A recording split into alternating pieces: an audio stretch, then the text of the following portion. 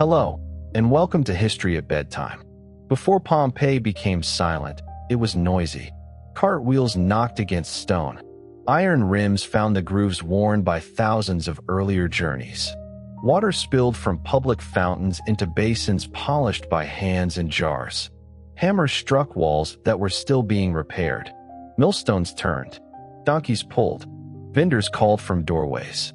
Somewhere, a brush moved across fresh plaster, adding another name to the crowded arguments of an election.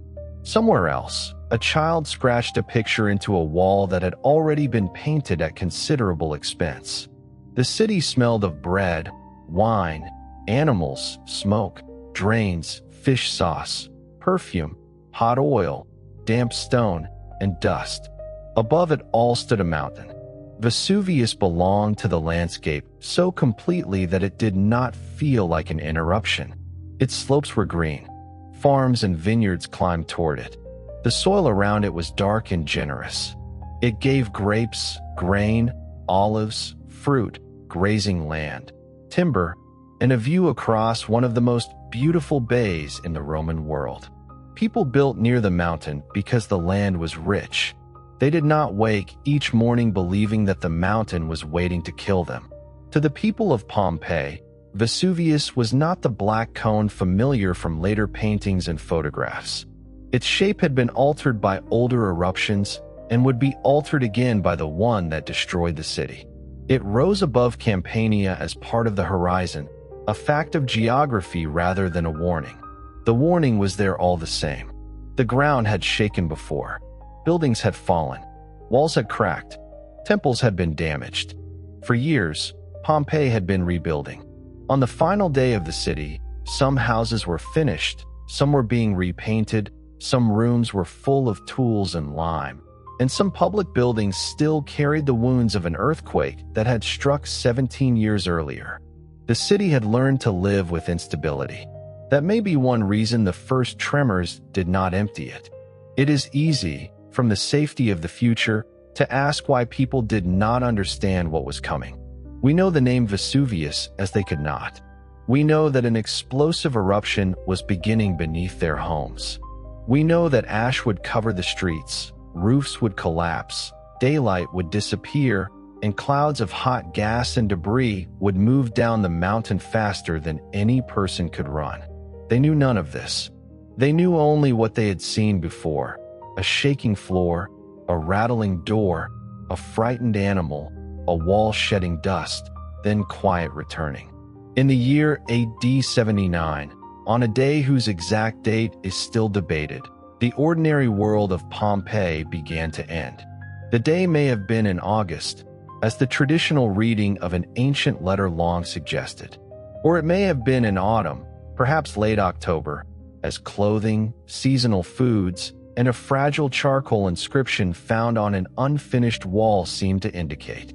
The uncertainty is strangely appropriate. Pompeii has preserved thousands of precise details, yet the date of its death remains unsettled. What matters first is that morning did not announce itself as the last morning. Doors opened, fires were lit, water was carried, shops prepared for trade. Enslaved workers began tasks chosen by someone else. Wealthy householders received visitors or gave orders. Craftsmen returned to repairs that had lasted years. People made plans for the evening, the next market, the next election, the next harvest, the next payment. The city did not know that it had already entered history. A little after midday, or perhaps early in the afternoon, someone looking north would have seen something unfamiliar rising above the mountain. Far across the Bay of Naples, at Misenum, a young Roman named Pliny saw it too. His uncle, Pliny the Elder, commanded the Roman fleet stationed there. He was a scholar, administrator, naval officer, and collector of knowledge on a scale that astonished even other Romans. He had written about geography, animals, plants, minerals, medicine, art, and the structure of the natural world. When the strange cloud appeared, it attracted him first as a phenomenon to be studied. His nephew later described its shape in a letter to the historian Tacitus. It rose like a pine tree, a long trunk lifting into the sky before spreading into branches. Parts were bright. Other parts were dark and stained with earth and ash. The younger Pliny was looking from many miles away. In Pompeii, the cloud would not have looked like a distant curiosity. It would have climbed above the city, widened, and begun to erase the sky. At first, people may have watched. Curiosity is one of the oldest human responses to danger not yet understood. A strange cloud can be spectacle before it becomes threat. Some citizens may have stepped into courtyards.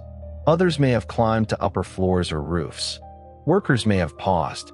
Children may have pointed. Dogs may have barked at the noise beneath the mountain. Then stones began to fall. They were not the great glowing boulders imagined in later pictures.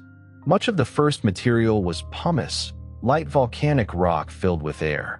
Pieces struck tiles, courtyards, streets, awnings, shoulders, helmets, and upturned hands. At first they may have seemed manageable. The city had walls. Houses had roofs. People could go inside.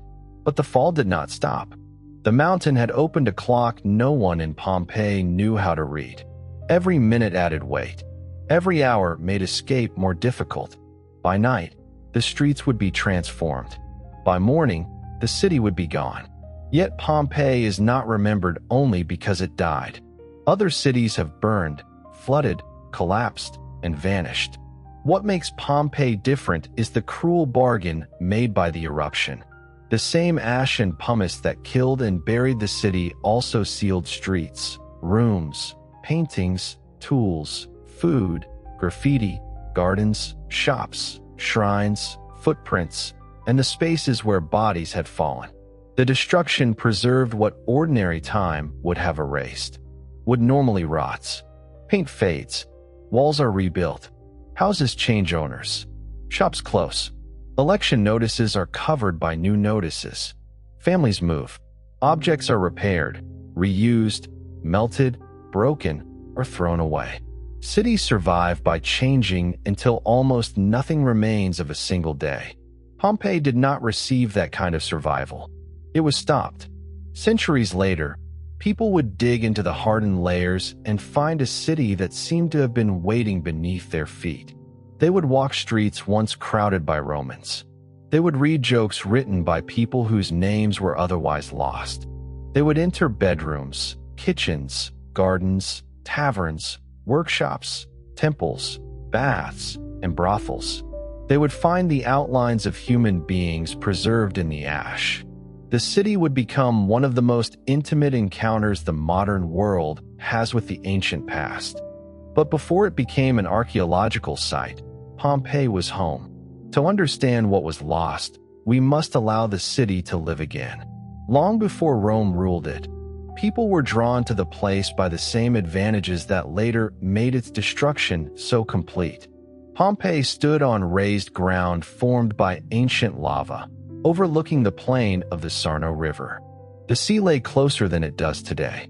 Roads connected the settlement with farms, neighboring towns, ports, and the interior of Campania. Goods could move by land and water. The volcanic soil supported agriculture. The bay opened toward trade routes that crossed the Mediterranean. The city did not begin as Roman. Its earliest history is layered and uncertain, shaped by Oscan-speaking communities, Greeks, Etruscans, Samnites, and the rival powers of southern Italy. Those layers never disappeared completely. Even after Rome took control, old stones, religious traditions, family names, languages, and building forms remained beneath the Roman surface. Pompeii grew by absorbing influence. Greek art appeared in houses and temples. Local traditions continued in worship and burial. Samnite elites built grand homes and public monuments. Rome brought citizenship, military power, law, administration, Latin, and the ambitions of a colonial ruling class. In the 1st century BC, Pompeii chose the wrong side in a war over rights and citizenship. Italian allies who had fought for Rome demanded a fuller place within the Roman state. The conflict became known as the Social War, though there was nothing gentle about it. Pompeii resisted Rome and was besieged. Damage from the fighting has been found along the city walls. The Roman general Sulla eventually defeated the resistance, and in 80 BC Pompeii became a Roman colony. Veterans were settled there. Land and power shifted. Latin became dominant in public life. The old local elite had to adjust to new rulers who carried Roman citizenship and the confidence of victory. This was not the end of Pompeii's identity. It was another layer. By AD 79, the city was Roman, but not a miniature copy of Rome. It had its own rivalries, accents, families, memories, markets, gods, scandals, and ambitions. It belonged to the empire while remaining intensely local. Its population is uncertain. Modern estimates vary, but perhaps 8,000 to 10,000 people lived within the walls, with many more in farms, villages, villas, and estates across the surrounding countryside. Some residents were wealthy enough to own decorated houses that filled much of a city block. Others rented a room above a shop. Some were citizens who could vote in local elections. Some were freed, people building new lives after slavery. Many were enslaved and had almost no control over where they lived, what work they performed, or whether their families remained together. The streets brought all of them into contact. Pompeii's roads were paved with large blocks of dark volcanic stone. In places, the wheels of carts cut grooves so deep that they are still visible. Raised stepping stones crossed some streets, allowing pedestrians to move above mud, refuse, and running water while leaving spaces for cartwheels. The stones make the city feel practical and immediate. They also reveal how crowded movement must have been. A cart meeting another in a narrow street could not simply turn anywhere. Animals, porters, customers, candidates, children, worshippers, laborers, and household servants all negotiated the same limited space. Public fountains stood at intersections. Water flowed from carved spouts into stone basins. The city was connected to an aqueduct, and distribution towers helped regulate pressure through a network that supplied fountains, baths, and some private houses. Water was both a public necessity and a display of status. A person carrying jars from a neighborhood fountain experienced the city differently from an owner whose garden contained a private pool, marble basin, or decorative jet. The houses themselves could conceal enormous differences behind modest doors. A narrow entrance might open into an atrium with a pool set into the floor to catch rainwater. Beyond it could be reception rooms, bedrooms, storerooms, dining rooms, kitchens, gardens, colonnades, and painted halls designed to impress visitors. The wealthiest houses turned architecture into a language. They told guests that the owner had money, taste, education, ancestry, connections, and the ability to command space. Walls created worlds. Painted columns appeared where no real columns stood. Gardens seemed to continue beyond their boundaries. Mythological figures watched meals and conversations. Gods, heroes, lovers, monsters, landscapes, birds, fruit, theaters, and distant architecture opened imaginary spaces inside real rooms. The paintings were not museum pieces. They were part of domestic life. Smoke darkened them. Furniture stood in front of them. Enslaved workers cleaned near them. Guests judged them. Children saw them every day. Owners replaced older decoration when fashion changed or preserved it to display age and tradition. After the earthquake of AD 62 or 63, many houses were redecorated. The city's final appearance was therefore not simply the result of prosperity. It was also the result of damage, insurance without insurance, rebuilding, debt, opportunity, and competition. Some owners restored grand rooms first because public display mattered. Some divided houses and rented sections. Some turned damaged spaces into gardens, workshops, or commercial rooms. Builders, painters, plasterers, stonecutters, carpenters, and suppliers found work everywhere. On the last day, Pompeii was still a construction site. That detail matters. The city did not die in a perfect golden age. It died while changing. Fresh plaster waited for color. Stacks of tiles waited to be used. Walls showed repairs. Temples remained incomplete. An unfinished room carried a charcoal note dated to the 17th of October, one of the clues suggesting the eruption occurred later in the year than the traditional August date. The final city was temporary in ways its people understood and permanent in ways they could not. At the center of public life stood the Forum. The open square was framed by temples, administrative buildings, markets, monuments, and spaces for business and law. Here official power became visible. Citizens met, deals were made, disputes were heard, announcements were posted, sacrifices were offered, and statues reminded everyone which men and families had earned honor. The Forum was also unfinished. Earthquake damage had disturbed buildings around it. Restoration continued. Some marble and decoration had not yet been replaced. Visitors walking there on the last day may have seen scaffolding, rough surfaces, stored materials, and gaps where civic pride was still under repair. Politics covered the city walls. Local elections mattered because local office brought prestige, influence, and responsibility. Painted notices asked voters to support particular candidates for positions such as duumvir or aedile. Supporters praised honesty, good character, generosity, and worthiness. Trade groups, neighbors, individuals, and sometimes women publicly endorsed candidates even though women could not hold the offices or vote in the same way male citizens did. The notices create a city full of persuasion. Vote for this man. He is worthy. He will protect the treasury. The bakers support him. The neighbors ask for him. A woman whose name survives nowhere else tells the street whom she favors. Many of those painted appeals were still visible when the ash fell. The election would never happen. The promises would never be tested. The candidates would become names on walls. Beyond the Forum, the city worked. Pompeii was not sustained by marble and speeches. It depended on hands.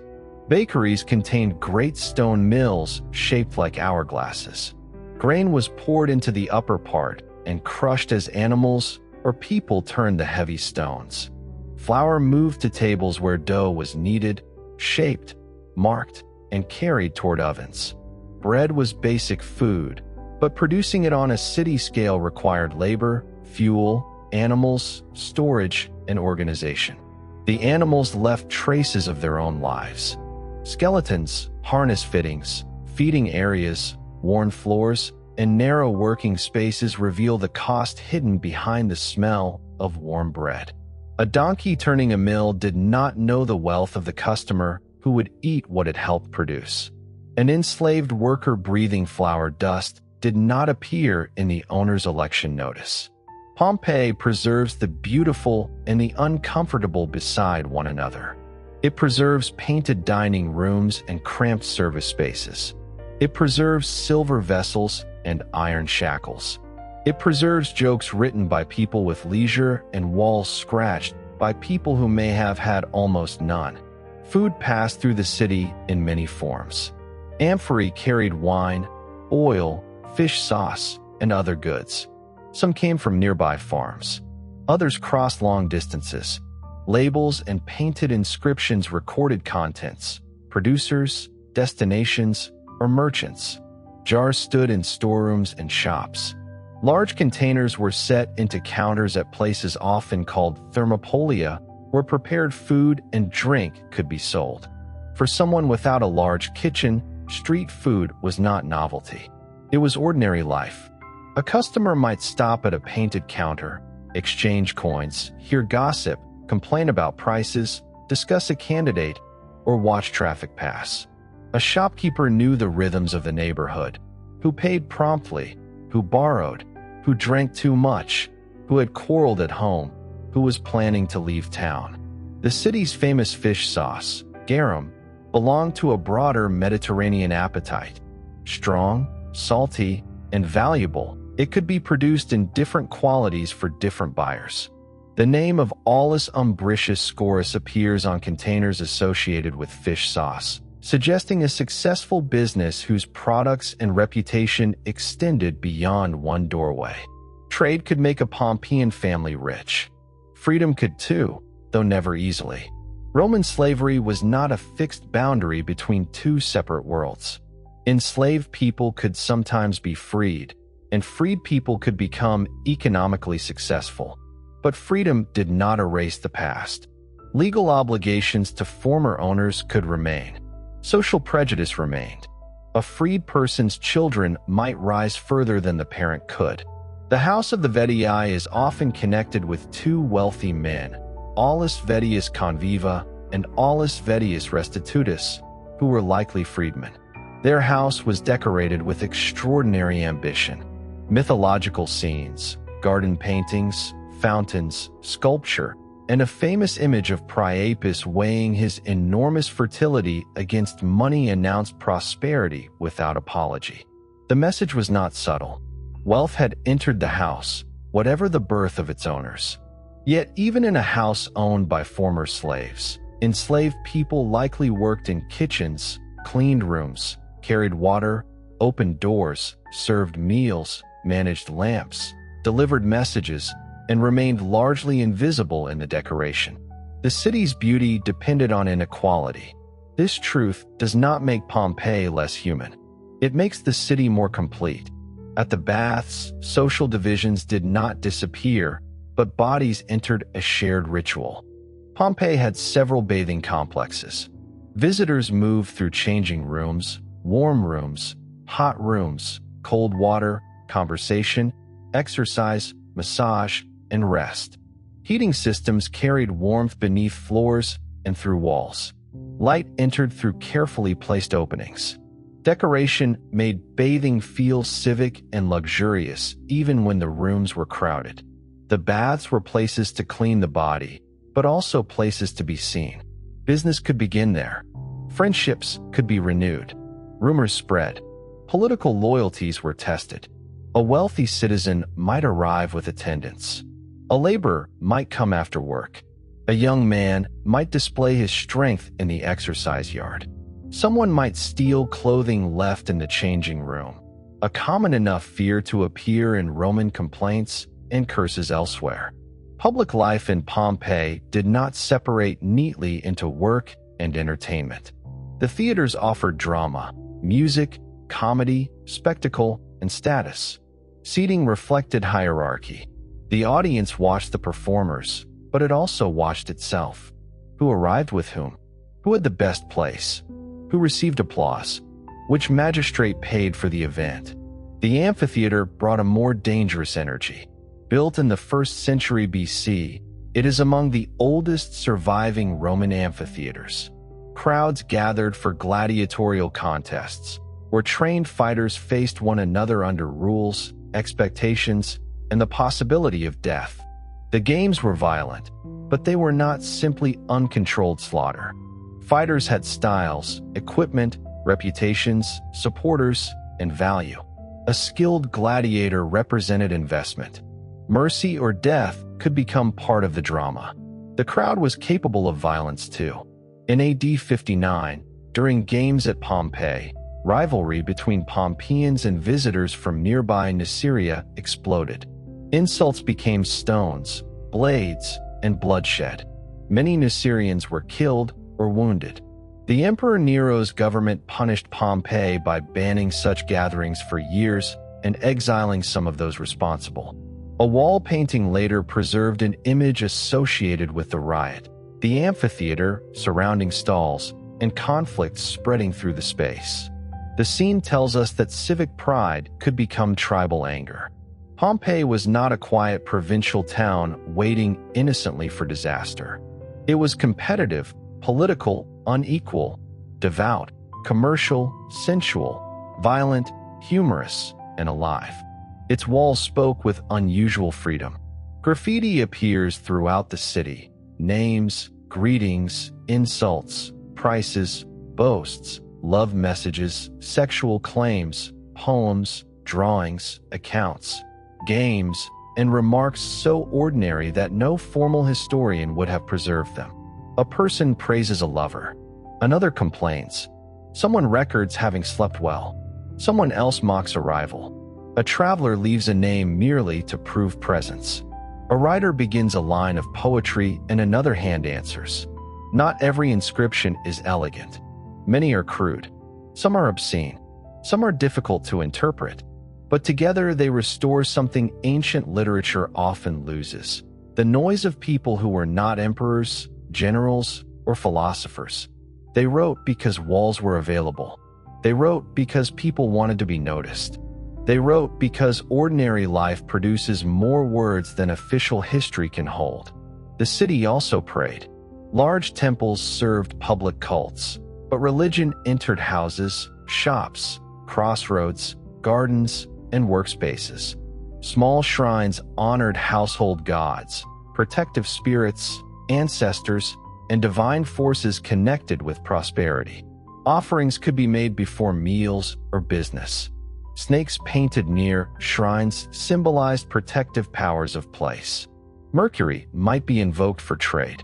Venus held special importance in Pompeii. Isis attracted worshippers with rituals and promises that crossed traditional boundaries. The Temple of Isis had been restored after the earthquake through the wealth of a freedman who placed the honor in the name of his young son. The act joined devotion, family ambition, and social advancement. Religion was not separate from status, nor was it separate from fear. When the ground shook, people could interpret danger through gods, fate, omens, natural causes, or all of them at once.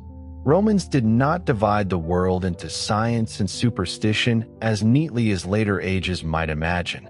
A person could respect engineering, consult a physician, read philosophy, make a sacrifice, and fear a dream without sensing contradiction. Death already surrounded the city before the eruption. Tombs lined roads outside the gates, where travelers passed inscriptions naming the dead. Funeral monuments displayed family, office, profession, generosity, and memory. The dead remained close to movement. A citizen leaving for Nicaea or the coast passed reminders that every life entered public memory unevenly. Some people received grand tombs. Many received little. Enslaved people might vanish from record entirely unless an owner, freed relative, accident, or inscription preserved a name. Children died often enough that families knew grief intimately. Disease, childbirth, infection, injury, and violence belonged to the ordinary risks of the ancient world. The people of Pompeii did not imagine themselves immortal. But ordinary awareness of death is not the same as expecting a city to disappear. The mountain gave no meaning to individual plans. That morning, a wealthy owner may have considered a renovation. A merchant may have waited for payment. A candidate may have counted supporters. An enslaved woman may have measured the hours until sleep. A sailor may have judged the weather. A farmer outside the walls may have looked at vines on the slopes of Vesuvius and thought about harvest. The city was full of futures. Then, in AD 62 or 63, the earth had already offered a rehearsal no one recognized. The earthquake struck with enough force to damage much of Pompeii and neighboring towns. Ancient writers describe buildings collapsing and animals behaving wildly. Reliefs and archaeological evidence show broken walls, repaired facades, rebuilt rooms, altered plans, and public monuments still under restoration years later. The disaster changed the city's economy. Owners with money could rebuild quickly or purchase damaged property. Others may have sold, divided, rented, or abandoned parts of houses. New workshops appeared in spaces once used differently. Gardens expanded in some areas. Builders profited. Old decoration disappeared beneath new fashion. Wealth moved. Disaster did not affect everyone equally. A rich household could hire crews, buy materials, and use reconstruction to display even greater status. A poor family might live beside a cracked wall, because there was nowhere else to go. Enslaved workers repaired buildings they did not own. Tenants depended on decisions made by landlords. Pompeii recovered, but recovery was unfinished. That unfinished quality may have trained people to accept tremors as part of life. Smaller earthquakes continued. Walls shook. Objects fell. Then the world settled again. Each time quiet returned, quiet taught the wrong lesson. The mountain was not safe. It was only patient.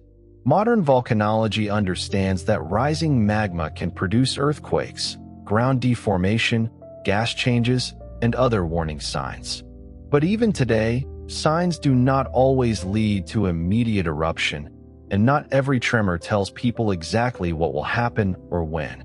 The Pompeians had no instruments, no volcanic observatory, no evacuation authority, no map of pyroclastic hazards, and no remembered account of Vesuvius behaving as it was about to behave. The Green Mountain did not look like an active volcano. Its older eruptions belonged to a past beyond local memory.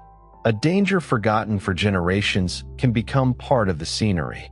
In the days before the final eruption, there may have been renewed shaking. Wells or springs may have changed. Animals may have reacted. Later stories and modern reconstructions suggest signs, but the surviving evidence does not allow us to build a perfect countdown. There was no clear moment when every sensible person should have understood and fled. There were only moments when leaving was possible. That difference matters. People do not respond to danger as one mind. Some leave at the first warning. Some wait for family. Some protect property. Some obey authority. Some distrust rumor. Some are unable to move. Some are responsible for children, elderly relatives, animals, shops, money, documents, or people who are not free to choose. Even after the eruption began, the correct decision was not obvious at once. To leave a strong house and enter streets under falling stone could seem foolish. To remain inside while pumice accumulated on the roof could become fatal. To flee toward the sea might lead into darkness, blocked roads, or later surges.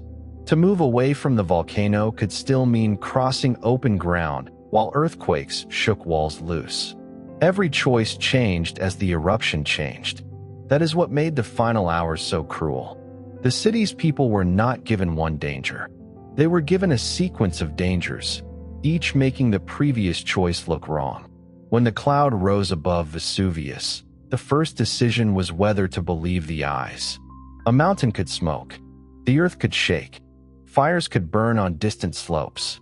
Storm clouds could take strange shapes over the bay.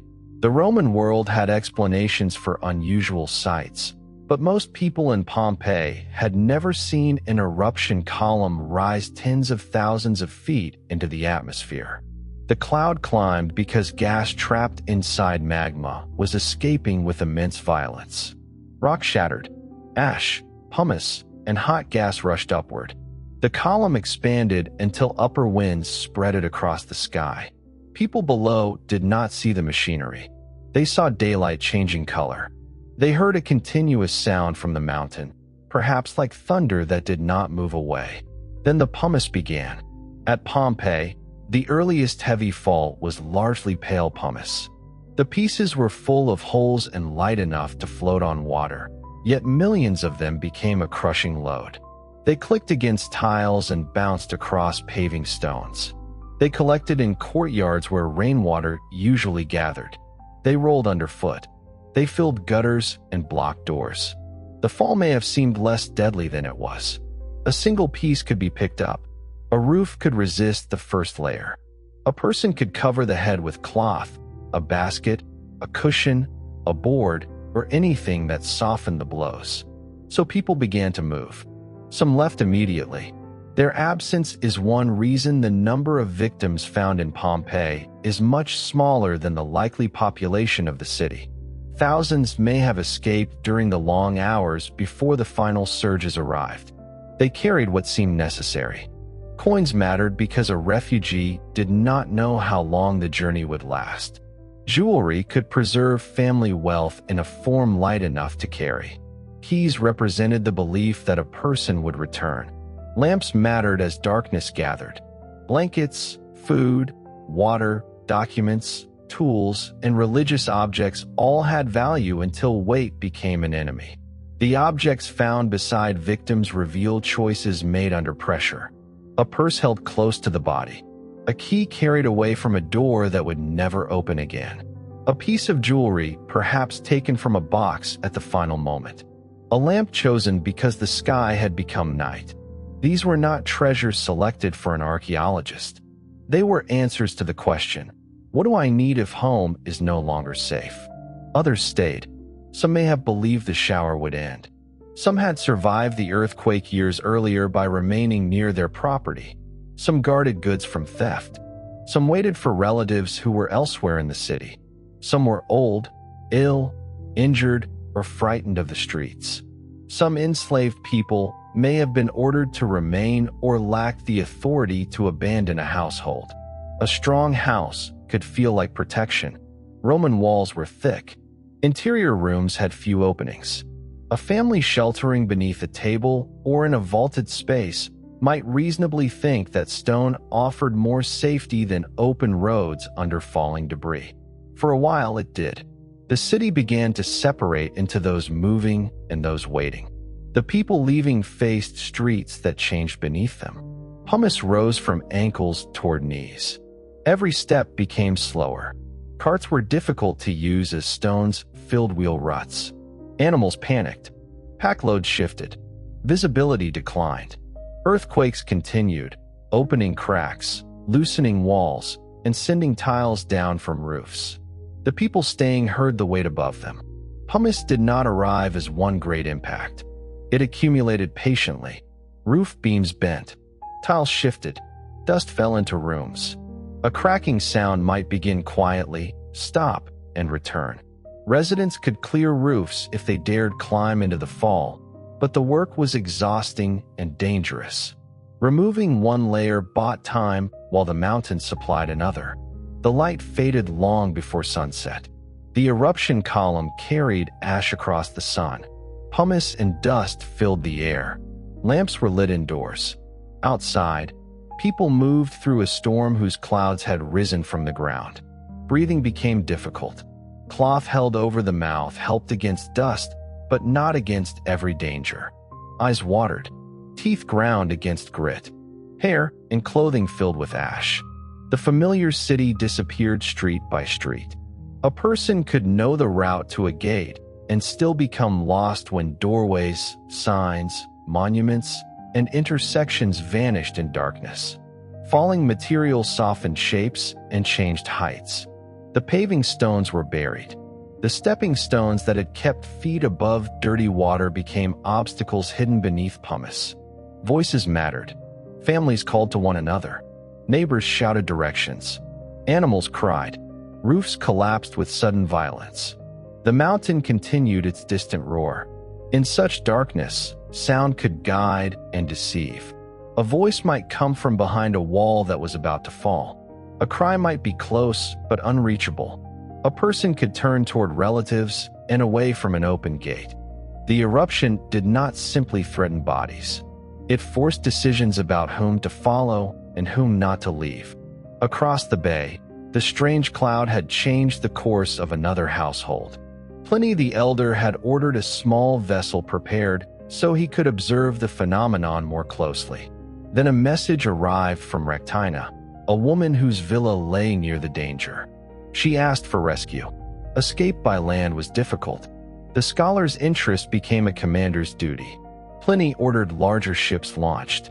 The Roman fleet at Misenum was built for war, transport, patrol, and imperial control. On that day, its ships became a rescue force. Pliny sailed toward the coast, others were trying to leave. His nephew remained behind. The younger Pliny later explained that he had chosen to continue his studies. The detail can sound strangely calm, but calm still existed at Misenum. The danger was visible, not yet overwhelming. His uncle's departure may have seemed bold rather than final. As the ships crossed the bay, ash began falling on them. Then pumice. The closer they came, the hotter and thicker the debris became. The sea itself was affected. Wind and changing water made landing difficult. The coast near Rectina could not be reached safely. Pliny continued towards Stabii, south of Pompeii, where his friend Pomponianus was waiting with luggage packed for escape. The older man's behavior that evening became part of the legend preserved by his nephew. He bathed. He ate. He tried to calm those around him. Fires appeared on the slopes of Vesuvius, perhaps burning buildings or glowing volcanic activity seen through the darkness. Pliny offered reassuring explanations. He went to rest and was heard snoring loudly. It is possible that he truly remained calm. It is also possible that he performed calm because panic would make everyone's situation worse. Command sometimes requires a person to appear less afraid than he is. At Pompeii, no fleet could enter the streets. The sea offered hope only to those who could reach it and find transport. The ancient shoreline lay closer than the modern one, but the route from the city still required movement through falling pumice and darkness. Some refugees probably escaped through gates and across the countryside. Others sheltered in villas outside the walls. Some turned toward neighboring settlements. The routes away from Vesuvius were not all equally dangerous, and the eruption column's direction made Pompeii suffer a much heavier pumice fall than Herculaneum during the first phase.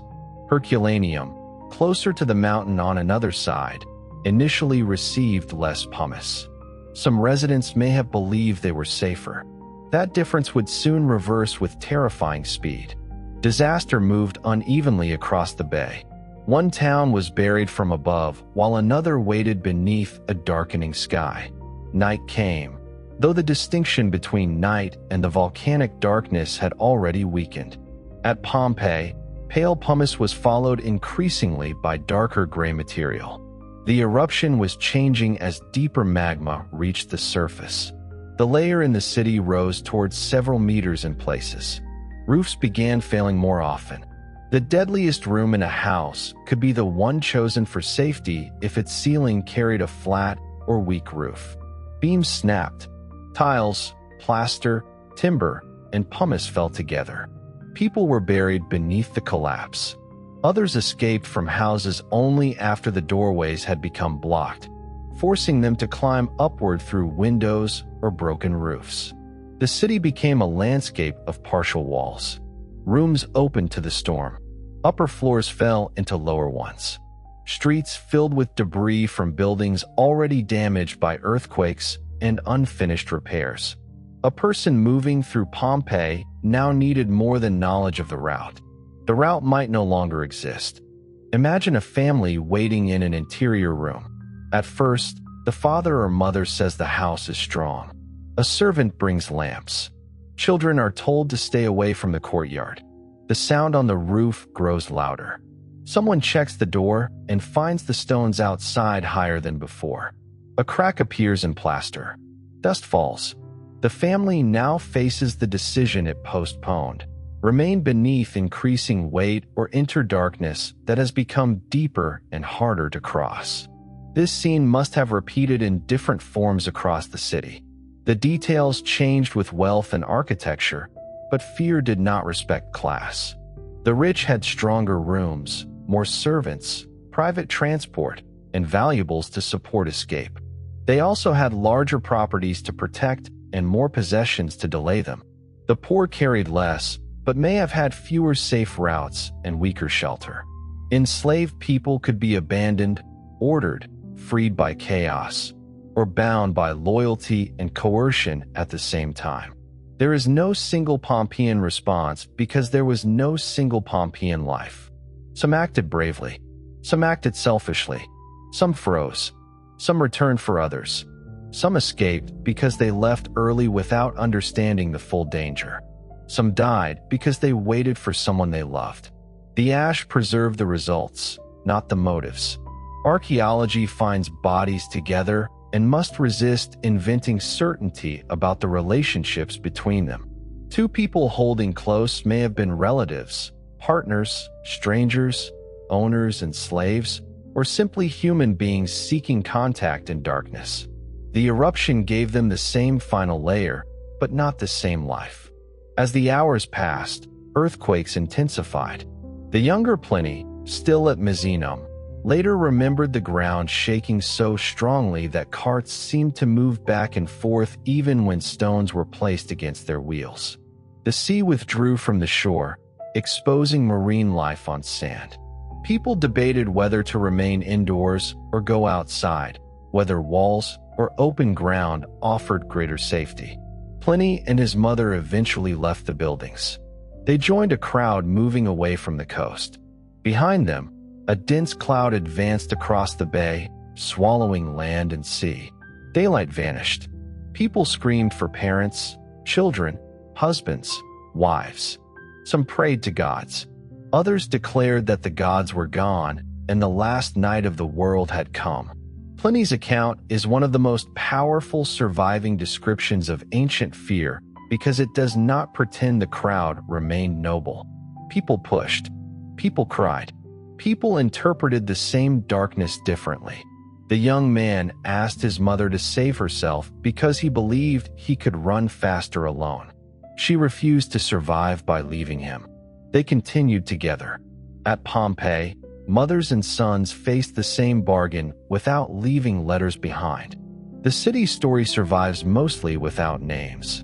That anonymity can make the victims seem distant, but it should do the opposite. Most people in every age disappear without writing memoirs.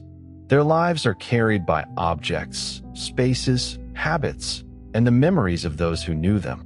Pompeii preserved more of those traces than almost any ancient city.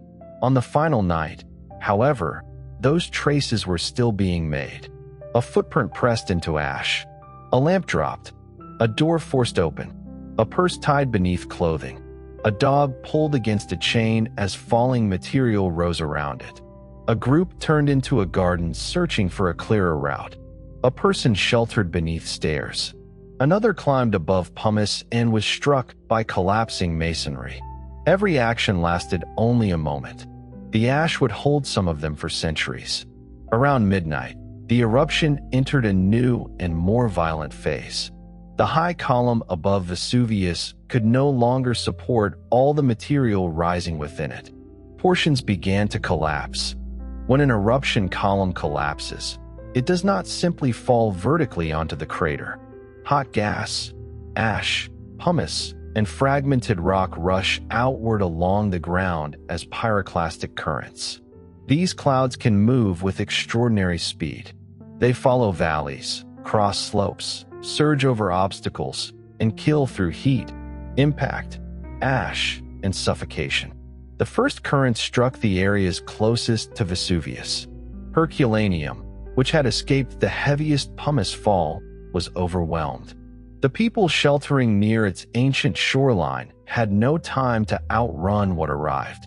The hot currents entered buildings, carbonized wood, buried streets, and sealed the town beneath deep volcanic deposits. Later excavators would find houses preserving upper stories, wooden furniture, food, and hundreds of skeletons near the waterfront. Pompeii was farther away. For a few more hours, the city remained beyond the reach of the earliest surges. That delay created one last window. Some people who had survived the night now tried to leave. The pumice fall may have weakened or paused.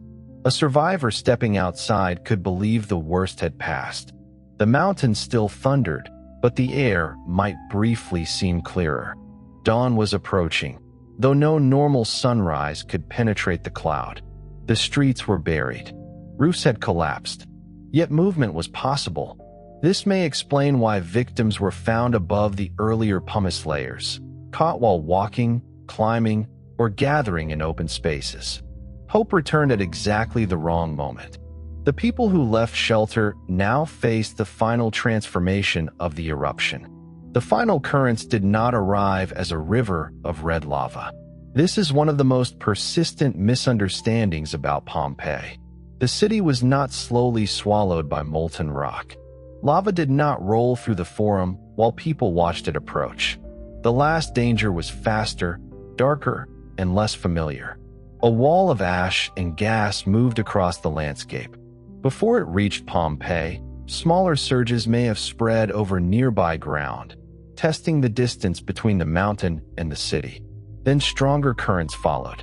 Volcanologists reconstruct the sequence from layers of volcanic deposit, each recording a change in the eruption. To the people still alive, there was no sequence number. There was only the cloud. It approached close to the ground, dense enough to erase everything ahead. It carried heat, ash, and debris. Wind caused by its movement struck first. Doors and shutters failed. Loose objects lifted. Darkness became solid. People in open streets had seconds, perhaps less, to understand. Some turned. Some crouched. Some raised cloth to the face. Some gathered against walls.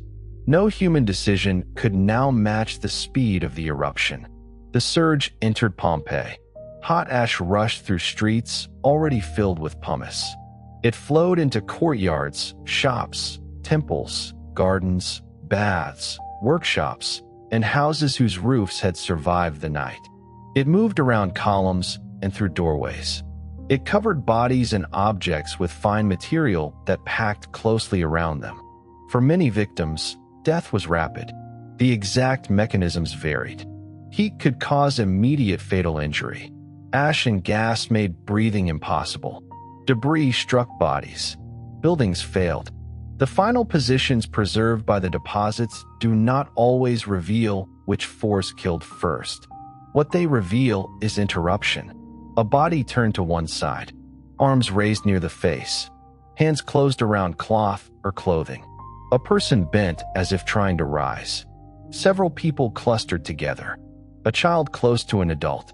A man with money tied near him. A dog twisted where its chain limited movement. The city stopped in gestures rather than speeches. Another surge followed. Then another. The deposits rose. Walls disappeared. The shape of the city softened beneath gray layers. Upper portions of buildings remained exposed briefly, then vanished under more ash and falling material. Vesuvius did not know it had destroyed Pompeii. The eruption continued because pressure, gas, magma, gravity, and collapsing rock continued. The city was not an enemy defeated by intention. It was a place located within the reach of a natural process. That indifference is part of the terror. Human beings search for reasons. Why this house? Why this family? Why did one person leave early and another wait? Why did a roof hold in one street and collapse in the next? Why did the wind carry pumice toward Pompeii while earlier surges struck Herculaneum first? The mountain offered no moral answer. By the time daylight returned, Pompeii was buried beneath meters of volcanic material. Its walls no longer defined a visible city. Roads vanished. The Forum became a shape beneath ash. Statues, counters, beds, mills, fountains, shrines, and bodies entered darkness. The coastline had changed. The Sarno plain was covered. Farms and villas were destroyed. Herculaneum lay beneath far deeper deposits. Stabii, Aplantis, and settlements across the Vesuvian landscape suffered different forms of damage. Pliny the Elder did not return from Stabii. At dawn, those sheltering there attempted to move toward the shore. The older man needed support. He collapsed and died. His nephew later believed smoke or fumes had blocked his breathing, though modern explanations include heart failure or other causes. 2 days later, his body was reportedly found without visible injury. The rescue commander became the most famous named victim of the eruption. Most victims remained unnamed. At Misenum, Pliny the Younger and his mother survived the darkness. The cloud eventually lifted enough for a pale and altered light to return. Ash lay thick over the world. The young man waited for news of his uncle. Years later, Tacitus asked him to describe what had happened. Pliny wrote 2 letters. Those letters became the only surviving eyewitness narrative of the eruption. They gave later science a name for this kind of explosive event: Plinian. Yet Pliny never tells us what happened street by street in Pompeii. He was not there. The city's own account had to wait underground.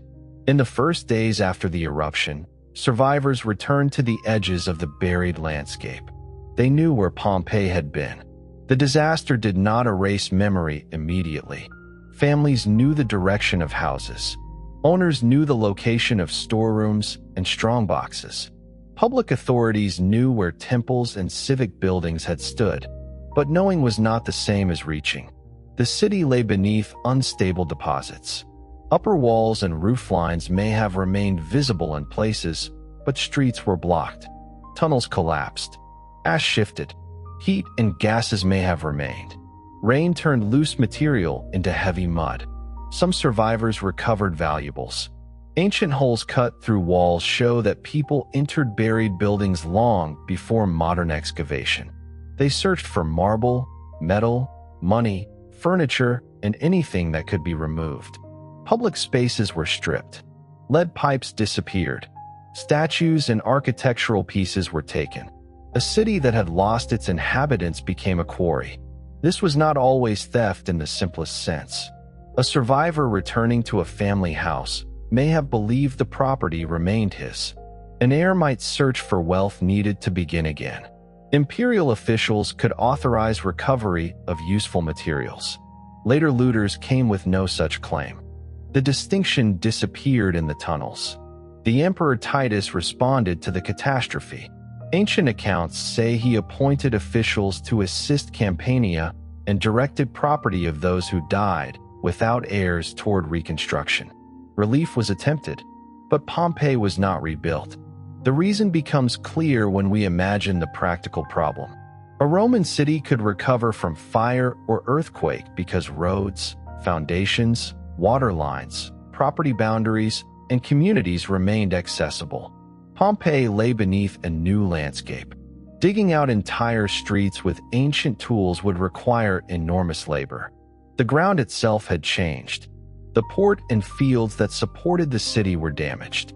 Survivors had already scattered. Rebuilding elsewhere was easier than razing Pompeii. The name continued in local memory and maps, but the living city ended. For the people who escaped, however, the city did not disappear as quickly as it disappeared from the map. They carried Pompeii with them. Some reached nearby farms before the worst currents arrived. Some fled along roads already crowded with families, animals, carts, and bundles. Some crossed toward the coast. Others may have found boats or shelter in neighboring communities. Their routes are difficult to reconstruct because escape leaves fewer traces than death. A person who survived did not leave a body for archaeologists to find. The evidence walked away. That absence can make the story seem as though nearly everyone remained in the city, but many inhabitants had hours in which to flee. Pompeii's known victims represent only part of the population that lived there. The streets were not filled with an entire city waiting helplessly for the final surge. They were emptied unevenly as people made different choices at different times. The survivors faced another kind of disaster after the sky cleared. They had escaped death. They had not escaped loss. Imagine standing beyond the buried zone when the air finally became easier to breathe. The landscape would no longer match memory. Familiar slopes, walls, trees, roads, and roofs were hidden beneath pale volcanic material. The coastline had changed. Watercourses were blocked. Fields had vanished. Landmarks used for direction were gone. A person might know that a house lay somewhere ahead and still be unable to reach it. A key could remain in the hand while the street belonging to the key had disappeared. Those who returned first may have searched for the highest surviving walls, the line of a road, the top of a gate, or the crown of a tree. They may have called names into a landscape too deep and unstable to answer. Some entered the deposits. Ancient tunnels and breaches show attempts to recover valuables and building materials. But recovery was dangerous. Loose ash could collapse. Hidden rooms could contain unstable walls. Rain made deposits heavier. The city's depth varied. and no one possessed a complete map of what remained accessible. The search for property may also have been a search for proof. A strongbox could finance a new beginning. A document could establish ownership or debt. A household object could confirm that a family had once occupied a place now invisible. A statue from a shrine might carry religious meaning as well as value. A body, if found, might allow mourning to take a more familiar form. Most of these searches left no written account. The survivors themselves entered other towns, other households, and other records. Some may have joined relatives. Some may have received assistance. Others arrived as displaced people competing for rooms, food, work, and sympathy in communities suffering their own damage. Roman society had methods for inheritance, guardianship, property, and civic identity, but catastrophe made every category difficult. Who inherited from a household when several members vanished and the order of their deaths could not be proved? What happened to an enslaved person whose owner was missing? Could a freed person recover documents buried beneath the city? How could a merchant collect a debt when both debtor and account book had disappeared? How did a family prove ownership of land hidden beneath a new surface? The eruption destroyed not only buildings. It broke the records by which daily life continued. Pompeii's citizens did not all cease to exist as a community on the same morning. Their community thinned through dispersal. Families carried memories into other communities across Campania. Names connected with Pompeii appear beyond the buried city after the eruption, suggesting that at least some people re-established their lives elsewhere. The evidence is incomplete, but it reminds us that the disaster produced refugees as well as victims. A child who escaped might grow old remembering a house no one could visit. A merchant might continue business under another town's protection. A former neighbor might recognize a Pompeian name carved on a new tomb far from the buried streets. Stories would have changed as they were repeated.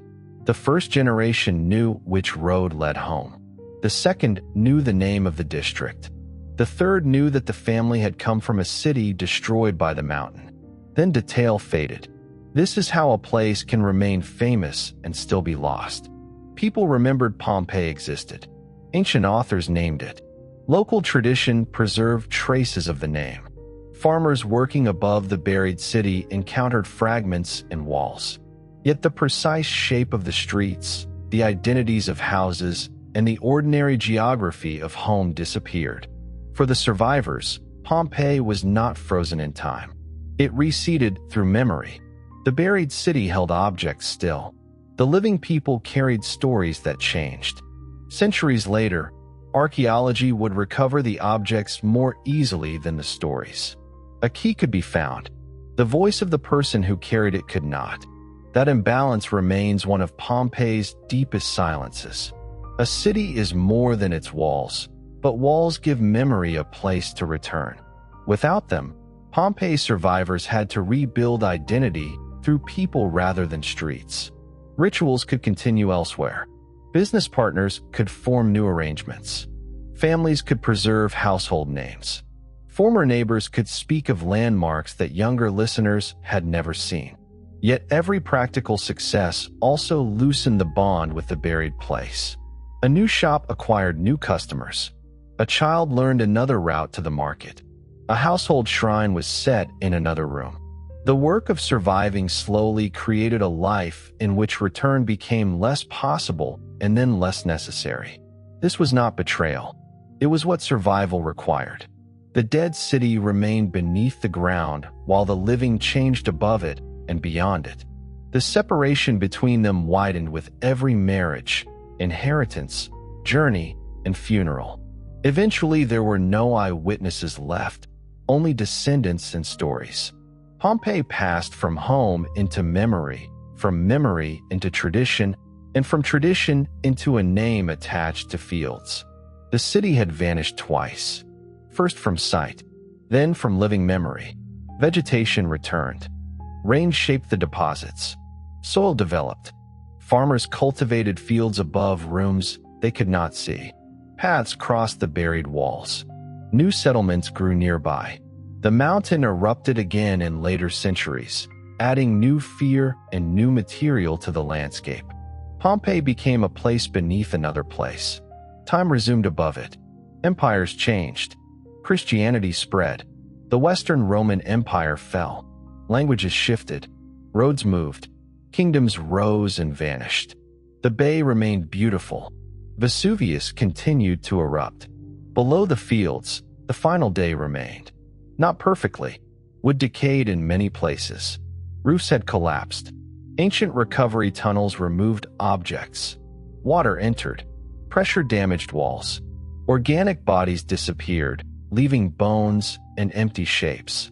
The city was frozen in time only in comparison with cities that remained exposed to centuries of rebuilding. But enough survived to create a miracle of evidence. A room sealed by ash kept its paintings. A shop counter kept its jars. A garden preserved cavities where roots had grown. A door left an impression after the wood vanished. A loaf, fruit, seeds, animal remains, and residues in containers kept fragments of meals and trade. Words remained on plaster because no later owner painted over them. The city was dead, yet its ordinary details endured more faithfully than the monuments of many cities that survived. For centuries, no one understood the scale of what waited below. Then water engineers cut through the buried world. In the late 16th century, the architect Domenico Fontana supervised construction of an underground channel across the area. The tunnel encountered ancient walls, paintings, and inscriptions. Workers had entered Pompeii without knowing the city had been found. They did not begin a great excavation. The ruins were recorded imperfectly, crossed, and left behind. The age was interested in antiquity, but the discovery did not yet become a systematic search for a buried city. Pompeii waited again. The larger awakening began in the 18th century under the Bourbon rulers of Naples. Herculaneum was found first in dramatic fashion. Digging for a well revealed ancient remains beneath the town of Resina. Tunnels descended into a buried theater and then into houses and streets preserved under hard volcanic material. The discoveries attracted royal attention. Antiquity had become prestige. Kings collected sculpture. Courts displayed rare objects. Excavation could prove refinement, power, and possession of the classical past. The buried cities around Vesuvius offered treasures no rival court could easily match. In 1748, digging began at Pompeii. At first, the excavators did not fully understand what they had found. They cut trenches and tunnels, searching for statues, mosaics, metal, and painted walls. Valuable objects were removed for royal collections. Some paintings were cut from walls. Others were destroyed or covered after the best pieces had been taken. The goal was not yet to preserve an entire urban world. It was to find beautiful things. Workers moved under conditions that would horrify modern archaeologists. Records were incomplete. Context was lost. Tunnels weakened structures. Objects without obvious artistic value received less attention. Yet the city began to emerge. An inscription eventually confirmed the name Pompeii. The buried streets were not random ruins. They belonged to the city described by ancient writers and maps, the city lost in the eruption of AD 79. Europe became fascinated. Visitors on the Grand Tour came to see walls rising from ash. Artists copied paintings. Architects studied rooms. Collectors desired the new style of ancient decoration. Pompeian colors, motifs, furniture forms, and fantasies entered modern design. The city began influencing the world before most of it had been excavated. But the early excavations created a new danger. Burial had protected Pompeii. Excavation exposed it. A painted wall sealed from sun, rain, wind, roots, and temperature changes for centuries could deteriorate once uncovered. Roofs were already gone. Water entered rooms. Bright pigments faded. Plaster loosened. Tourists touched. Souvenirs disappeared. To discover the city was to begin destroying the conditions that had preserved it. That contradiction has never fully ended. Every excavation saves information from one danger and exposes it to another. The 18th century excavators also gave houses names that shaped later imagination. The House of the Faun was named for a bronze dancing faun found there. The House of the Tragic Poet took its name from a mosaic connected with theatrical imagery. The House of the Vetii reflected inscriptions and assumed owners. The Villa of the Mysteries took its modern identity from extraordinary painted scenes whose meaning remains debated. These names are useful, but they can create an illusion that we know more than we do. Most ancient owners did not call their homes by the names on modern maps. The names belong to excavation history as much as Roman history. Pompeii slowly became two cities at once. One was the ancient city, inhabited until AD 79. The other was the modern creation of excavators, rulers, scholars, guides, restorers, tourists, photographers, and storytellers. Each generation uncovered Pompeii according to its own desires. Some sought art. Some sought proof of Roman luxury or corruption. Some sought architecture. Some sought scandal. Some sought ordinary life. Some sought victims.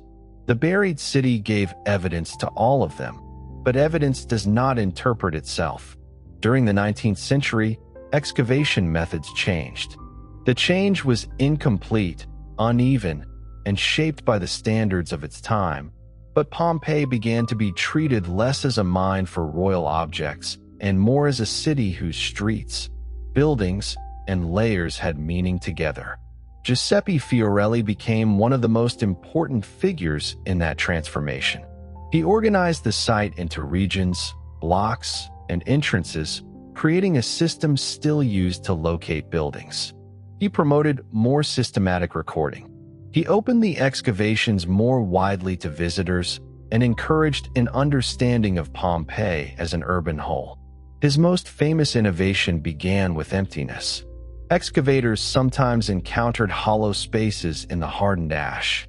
Bones could be visible within or beside them, but the surrounding cavity appeared to contain nothing. Fiorelli understood what the void represented. When hot ash had packed around a body, it hardened. The soft tissues and clothing later decayed, leaving an empty shape inside the deposit. The body was gone, but the space it had occupied remained. In 1863, plaster was poured into such voids. When the surrounding ash was removed, the lost form returned. A face appeared, a fold of clothing, the shape of hands, the position of a body at the moment it was covered. The casts changed Pompeii. Until then, visitors could admire architecture and imagine disaster. Now they looked directly at human forms made by absence. The effect was immediate and unsettling. A cast was not a statue made by an artist. It was created by the relationship between a dead body, volcanic ash, decay, and an archaeologist's decision to fill the remaining space. It preserved details, but it also transformed a person into an object displayed before strangers. The casts became the most recognizable images of Pompeii. They also created myths. A pair of bodies close together might be described as lovers.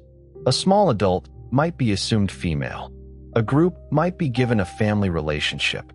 Modern analysis has sometimes challenged these stories, reminding us that posture does not reveal identity and that older assumptions about sex, age, status, and relationship were often too confident.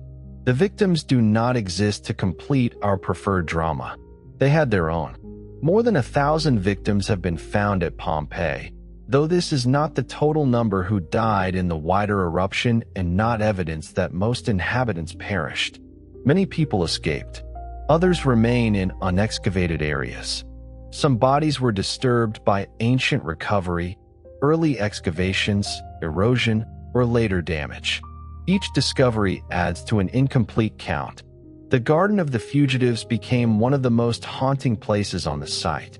13 victims were found there, apparently caught while trying to escape across an open area. Their casts remained close to where they fell. The modern name turns movement into identity. They are remembered not by occupations, families, or choices made earlier in life, but as fugitives from the eruption. Another cast preserved a dog. The animal had been chained. As ash and pumice rose, it climbed above the accumulating layer until the chain prevented further movement. Its body twisted. The cast records the struggle with a directness that requires no imagined speech. Animals were part of Pompeii's last day too.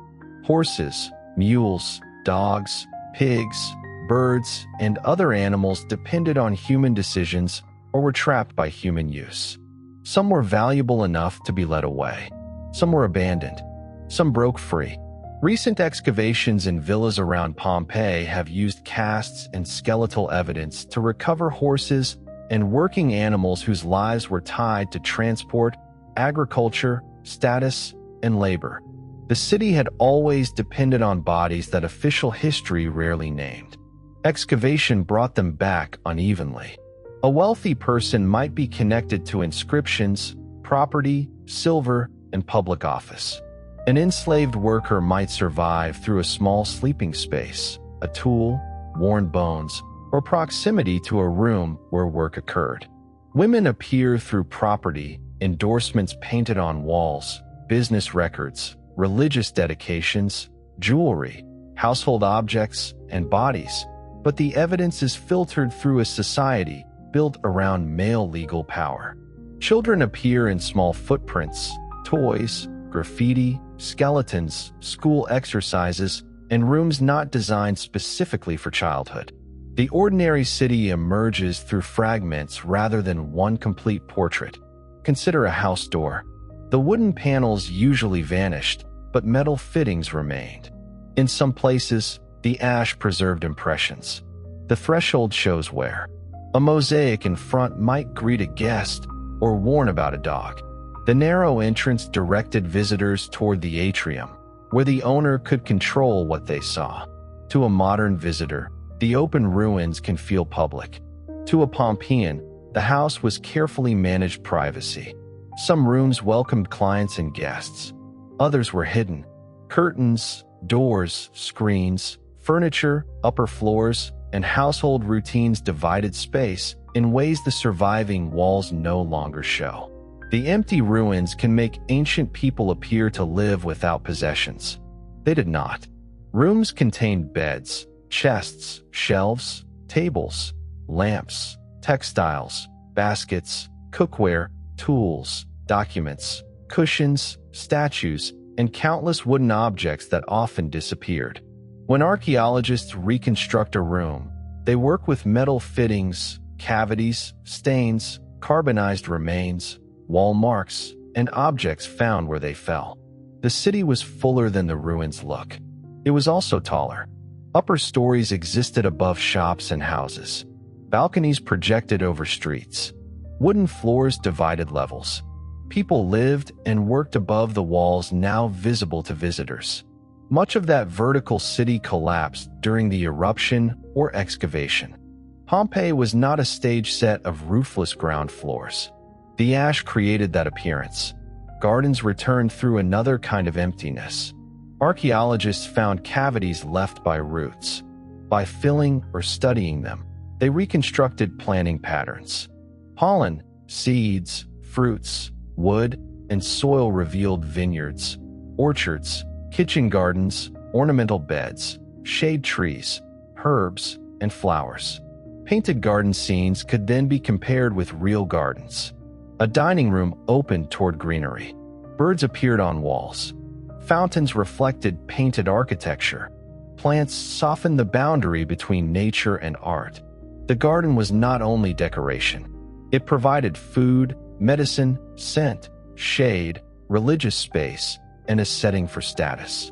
A wealthy host could dine with guests while water moved through marble and painted landscapes extended beyond living plants.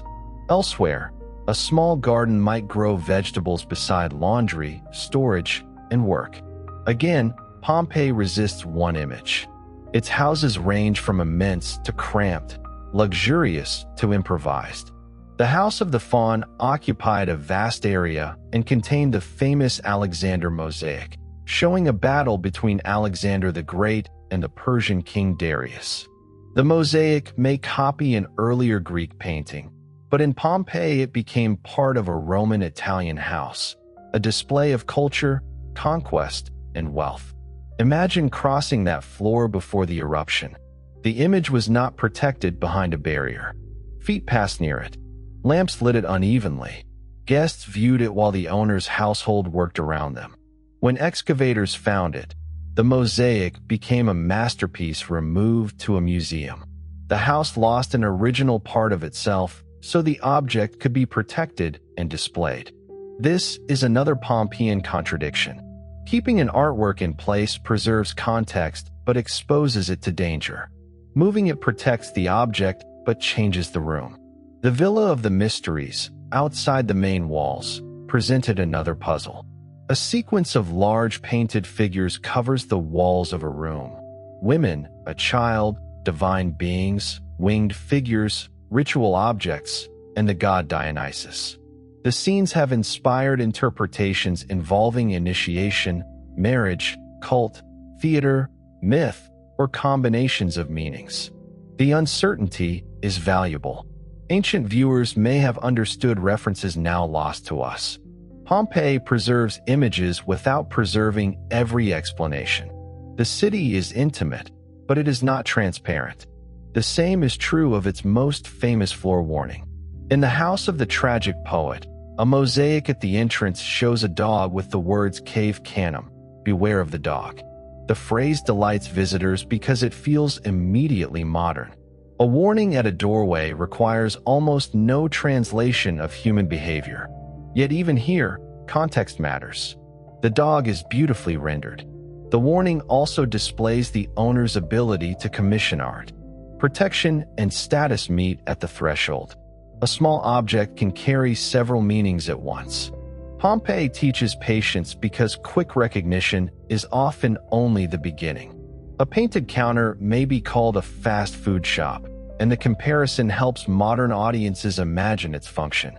But the Roman meal, economy, labor system, and social use of the street were not identical to modern fast food. A brothel room may seem direct evidence of sexuality, yet sex work also occurred in inns, houses, baths, streets, and spaces not labeled by modern guides. Erotic images did not all serve the same purpose. Some were religious, comic, protective, decorative, commercial, or connected with ideas of fertility and power. Pompeii has often been used as proof that Romans were either wonderfully liberated or hopelessly decadent. The city supports neither simple judgment. It reveals a society with different boundaries, different inequalities, and different ways of making bodies visible.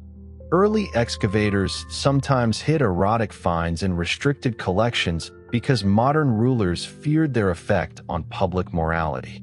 Objects that Pompeians placed openly in houses could become secret in Naples. Every age buried Pompeii differently. The eruption buried it in ash.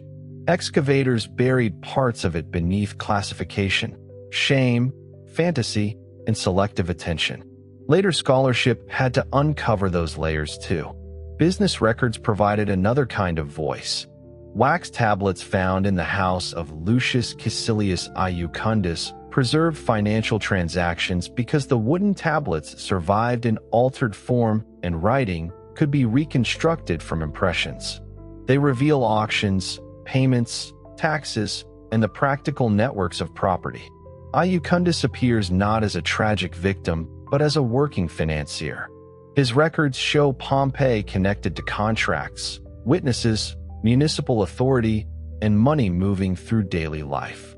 The city was not preserved at a festival or ceremony chosen to represent itself. It was preserved during business. That is why the evidence feels so alive. A formal inscription tells us how a person wanted to be remembered. An account tablet tells us what someone owed. A graffiti insult tells us what another person wanted to say before anyone could stop him. A half-finished wall tells us the builder expected to return tomorrow. The future was built into every unfinished act. That future is what the eruption removed. As excavation improved, the eruption itself became a crime scene without a criminal. The mountain had left layers. Each layer recorded a phase of violence. Pale pumice, darker pumice, fine ash, material carried by surges, collapsed walls, burned surfaces, and objects moved from their original positions. By mapping those layers across Pompeii and the surrounding towns, geologists could reconstruct a disaster no single witness had seen in full. The city and the volcano began telling the same story from opposite directions. Pliny's letters described the cloud from across the bay. The deposits revealed what the cloud did when it rose, spread, weakened, and collapsed. Buildings showed how material accumulated. Victims showed where people remained and when some attempted to move. Shorelines, marine evidence, and buried landscapes showed how the eruption altered the bay. The reconstruction did not appear all at once. For generations, scholars argued over the cause of death, the sequence of surges, the height of deposits, the behavior of roofs, and the timing of different events. New excavations changed older models.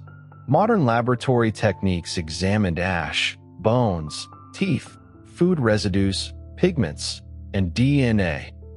Pompeii was no longer only a source of art history. It became a laboratory of catastrophe. The term Plinian eruption honors the younger Pliny's description of the towering column, though his uncle's death gave the account its purpose.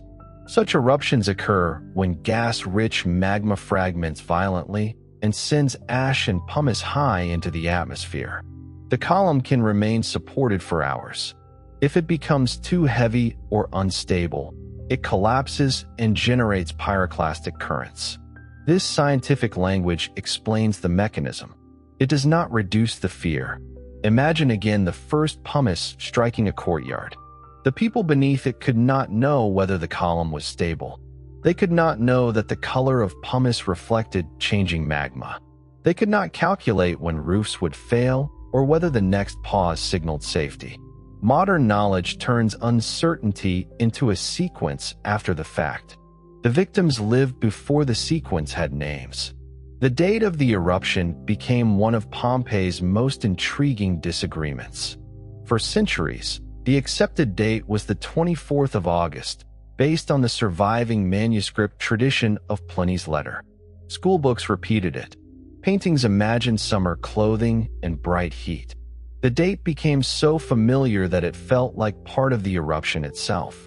But the ancient manuscripts were copied by hand over many centuries, and different copies preserved different dates. Archaeology also raised questions. Some victims appeared dressed for cooler weather. Braziers suggested a season when warmth might be needed. Autumn fruits and nuts were found. Amphorae appeared connected with wine production after the grape harvest. A coin found with a victim seemed to carry a title that may belong later in the year, though its interpretation has been debated. Then, in an unfinished house, archaeologists found a charcoal inscription dated to the 17th of October.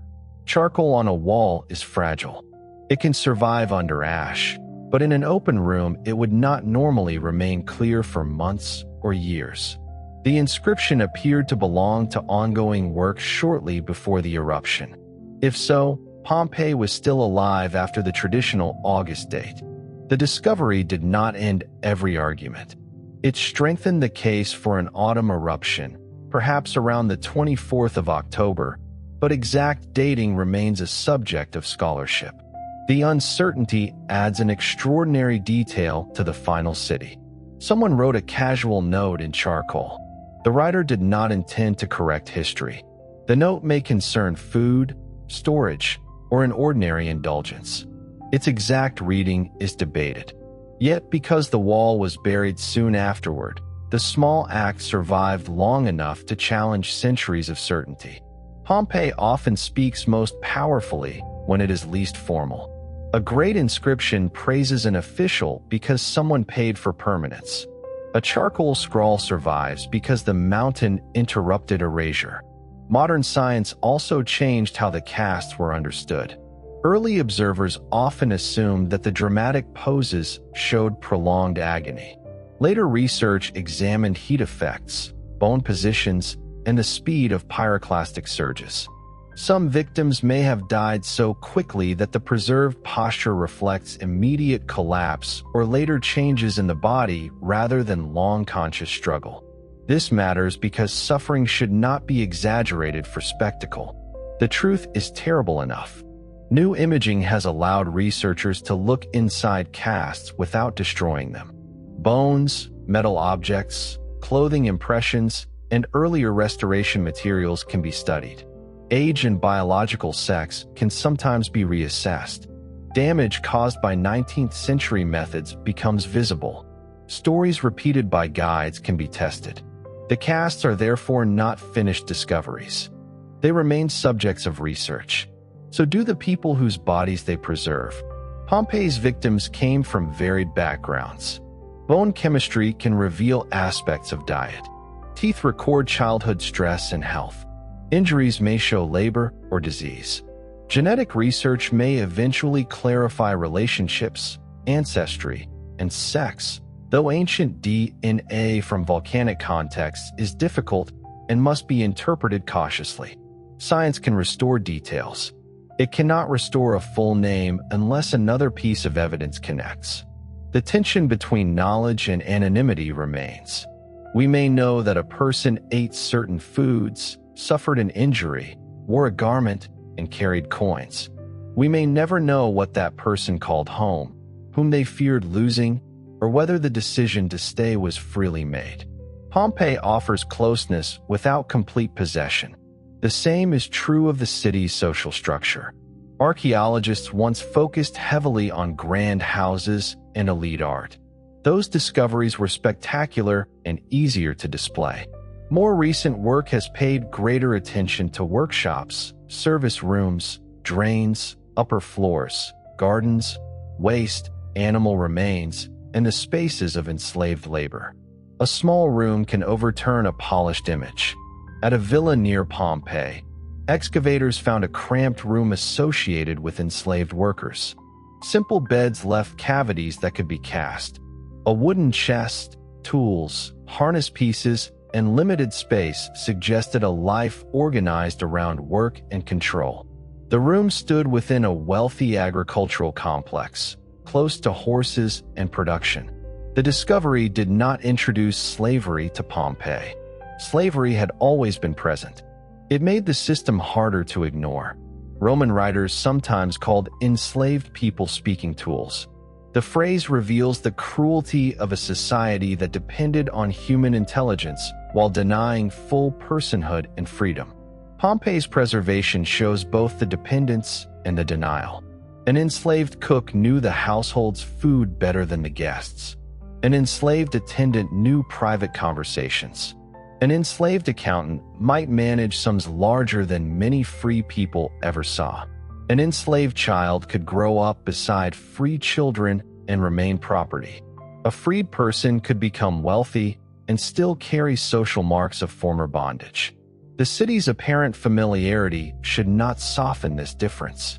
Ancient Pompeii was human, but not modern. Its people laughed, loved, worried, ate, worked, and sought status in recognizable ways. They also lived inside legal and moral systems that distributed power brutally. The city is most valuable when it allows recognition without pretending sameness.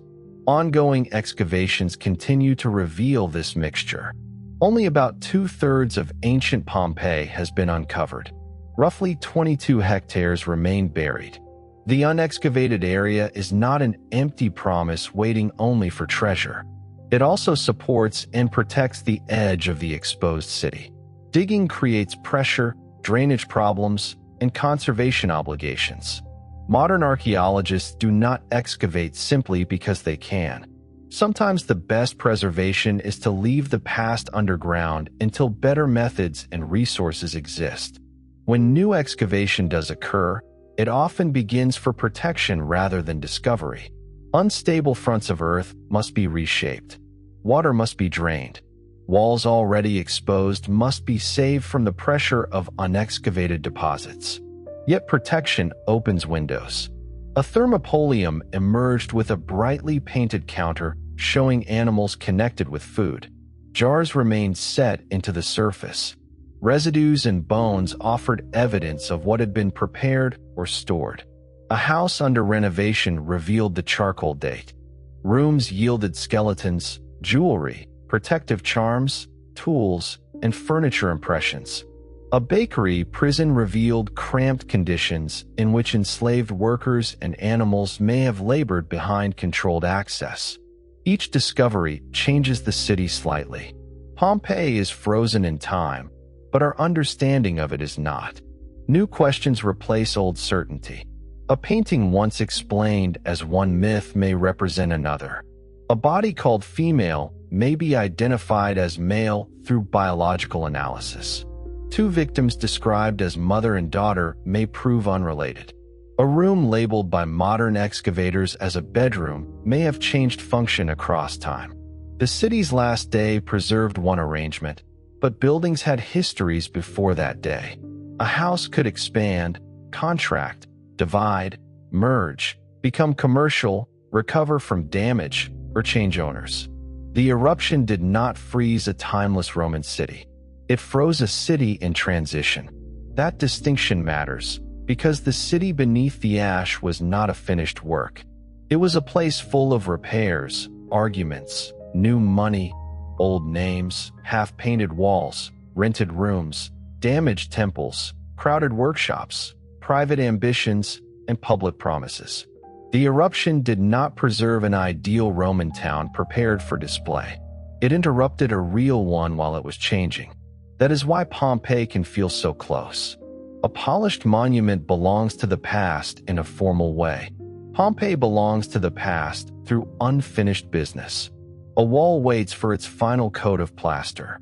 A political slogan waits for an election. A storage jar waits to be emptied. A loaf waits to be collected from an oven. A key waits for a door that no longer exists above the ground. The city was not frozen because nothing moved. It was frozen because movement stopped. For the people who first uncovered it, however, that stopped world did not appear all at once. It returned piece by piece, and every piece created a new problem. A painted wall emerged from darkness. Air touched it. Light touched it. Rain found the broken roof above it. The same excavation that revealed the painting also began to destroy the conditions that had protected it. Pompeii had survived burial. Now it had to survive discovery. The conflict was quieter than the eruption, but it would last far longer. Early excavators often moved quickly because they were searching for objects that could impress a court. A bronze vessel, a marble statue, a mosaic, or a dramatic fresco could be removed, cleaned, displayed, and admired. The empty room left behind mattered less. But a city is not only a collection of beautiful things. It is the relationship between them. A lamp means more when it remains near the bed it once lit. A mill means more beside the oven that used its flour. A painted dining room means more when the service corridor behind it reveals who carried the food. A shop counter means more when the street outside still shows the wear of customers, carts, and rainwater. Pompeii slowly forced archaeology to learn this lesson. The city could not be understood by removing its finest objects and forgetting the spaces around them. Its greatest discovery was not any single treasure. It was the survival of an urban world. That world changed the way people imagined antiquity. Before Pompeii, ancient Rome often appeared through emperors, battles, temples, law, and marble. After Pompeii, it also appeared through bedrooms, kitchens, taverns, graffiti, garden walls, bakery dust, and the remains of meals. The Roman past came down from the height of monuments. It entered the house. It crossed the threshold. It left a dirty cup on a counter. Visitors began to understand that the ancient world had not been lived in speeches and triumphs alone. It had been lived in small rooms by people whose names rarely entered books. The discovery was thrilling. It was also dangerous. Every wall brought into daylight needed support. Every roof removed by excavation allowed weather to enter. Every visitor added footsteps. Every winter sent water into cracks. Plants grew between stones. Paint loosened from plaster. Metal corroded. Floors shifted. A buried city can wait in darkness. An exposed city requires constant decisions. Should a broken wall be rebuilt high enough to show the room, or left low enough to avoid pretending certainty? Should a mosaic remain where it belonged, exposed to weather and feet, or be lifted into a museum and separated from the room that gave it meaning? Should a roof be reconstructed to protect paintings even if the new roof changes the light, drainage, and appearance of the ancient house? Should another block be excavated when thousands of already uncovered walls need repair? No answer is perfect. Pompeii cannot be returned to the condition in which it was found, because finding it changed it. The city became a place where preservation and interpretation could never be separated. A modern wall may hold an ancient wall upright. A modern beam may protect an ancient painting. A restored column may help visitors understand a courtyard while hiding how fragmentary the evidence really is. The closer Pompeii comes to looking alive, the easier it becomes to forget how much of that appearance depends on modern choices. That problem grew as the excavated city expanded. More streets appeared. More houses opened. More visitors arrived. The city that had vanished from the surface became famous across Europe and then across the world. Artists copied its paintings. Architects borrowed its colors and rooms. Writers imagined its inhabitants. Travelers arrived expecting to stand near the exact instant when Roman life ended. Pompeii became a destination before archaeology had learned how to care for a destination of that scale. The exposed ruins suffered. Storms entered roofless houses. Earthquakes shook weakened walls. Poor drainage softened foundations. Earlier repairs aged. Paintings that had survived nearly 2,000 years could fade within decades after excavation. Then modern war reached the ancient city. In 1943, during the Second World War, bombs fell on the archaeological area. Structures were damaged. Some buildings were destroyed. Casts of victims were broken. A place preserved by one catastrophe was wounded by another created entirely by human beings. The contrast was severe. Vesuvius had destroyed without intention. War arrived through decisions. After the bombing, restorers faced ruins within ruins. They had to distinguish ancient collapse from modern destruction, earlier repairs from original masonry, and emergency reconstruction from evidence that still needed study.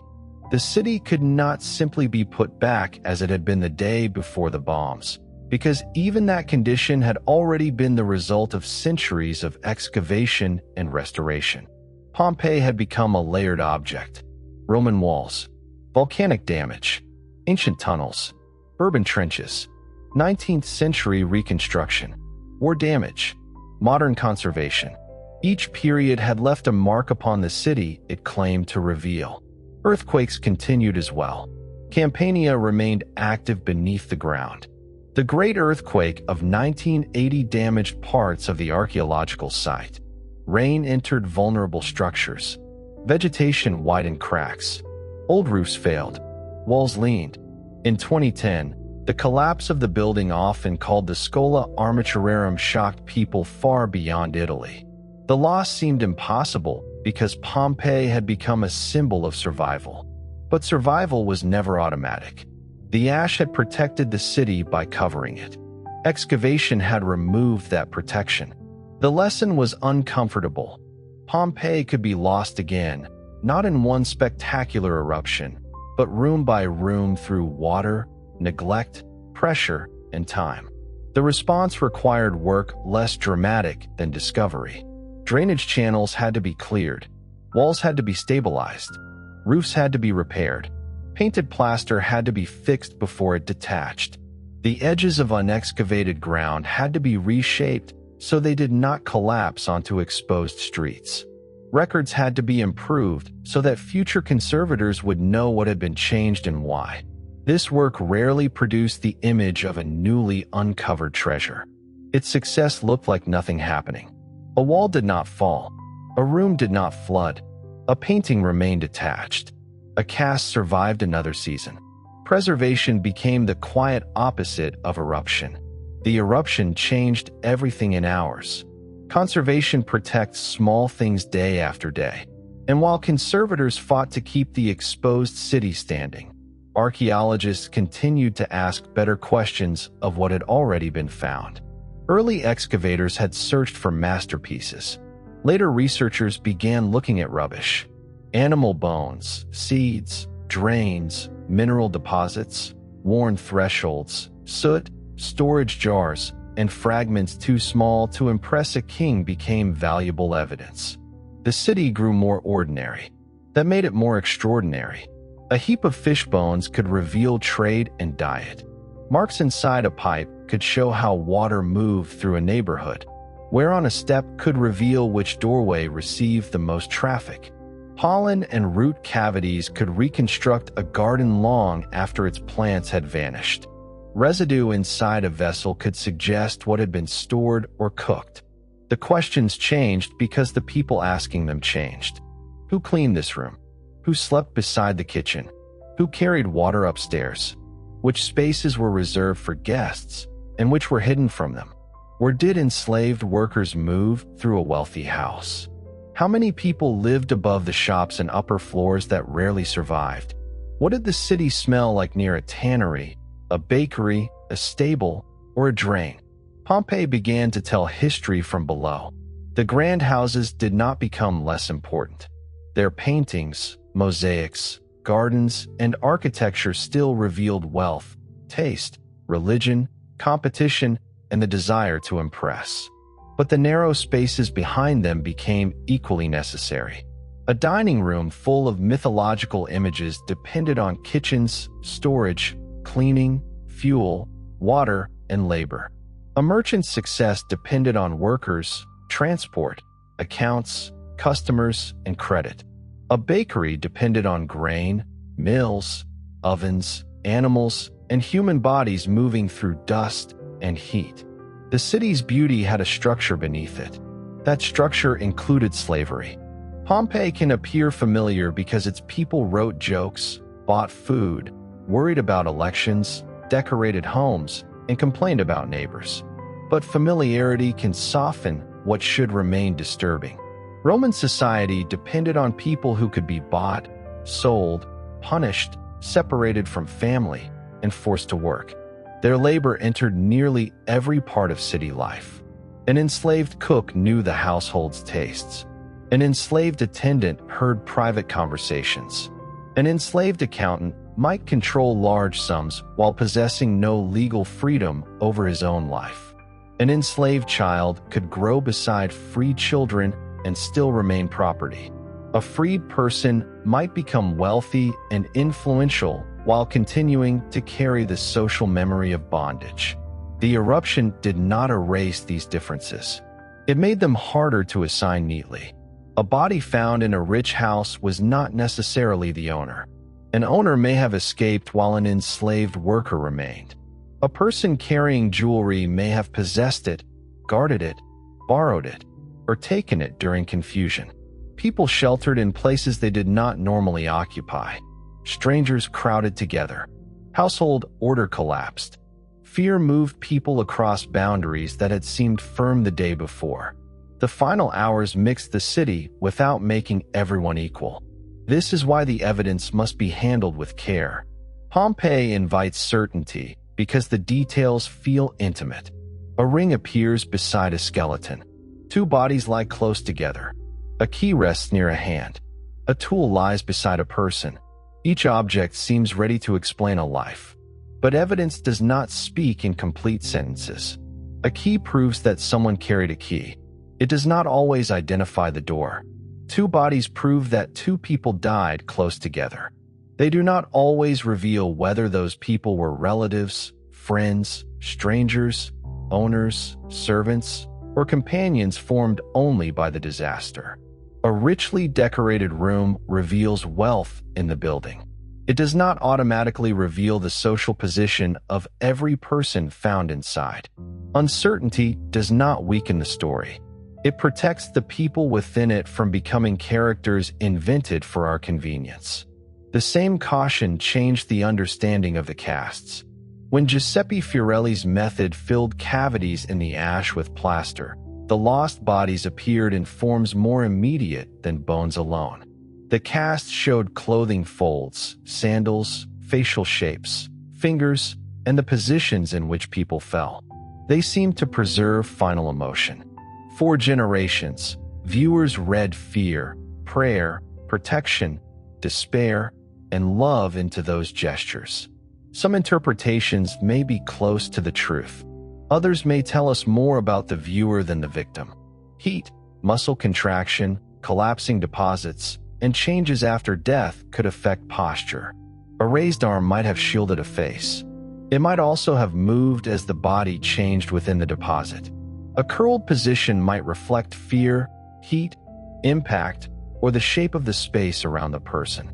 The truth remains terrible without exaggeration. Modern imaging allows researchers to examine bones, objects, and earlier repairs inside some casts. Age estimates can change. Biological sex can be reassessed. Old stories can be questioned. People once labeled through appearance may prove different under closer study. The casts did not end investigation. They began another form of it. They also created an ethical problem that Pompeii still carries. A cast is evidence. It is also the form left by a person. Visitors gather around it. Cameras rise. Guides explain. Children stare. Images travel across the world. The victim becomes one of the most recognizable objects in the city, yet remains unnamed. Pompeii's preservation gives strangers extraordinary access to the dead. That access demands restraint. The bodies should not become decoration for the volcano. They are the reason the city's eruption matters. The same principle applies to the ordinary objects that survived around them.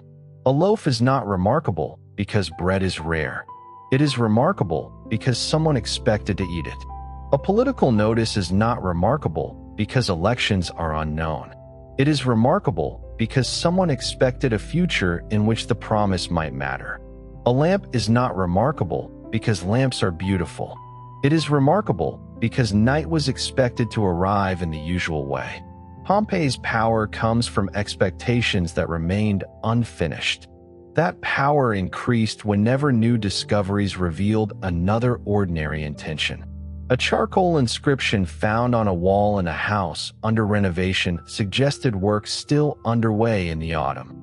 Because charcoal marks are easily erased, the writing added weight to the argument that the eruption occurred later in the year than the traditional date of August 24th.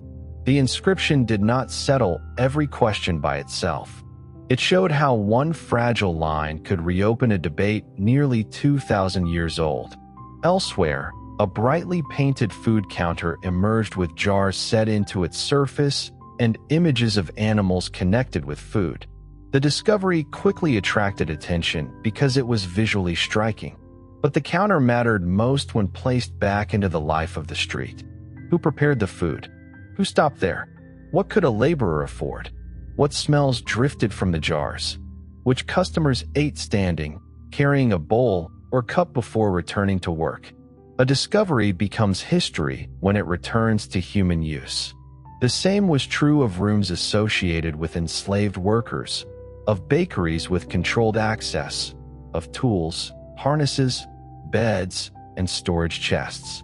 None of these finds possessed the glamour of a marble god. Together they revealed the systems that kept the city moving. And each new excavation brought a warning. Only part of ancient Pompeii has been uncovered. A large area remains beneath the soil.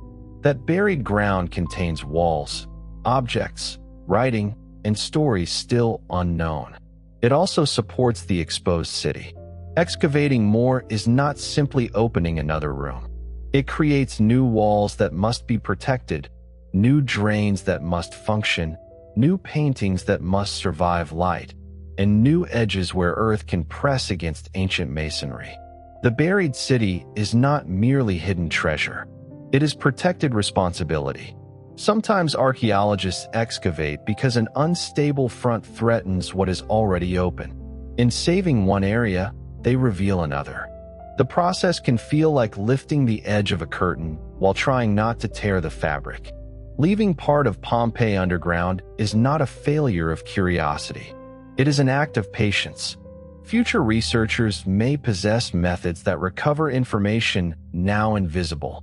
They may identify traces too small for present tools, read faded writing, study materials without removing them, or ask questions no one has yet imagined. The first excavators wanted statues.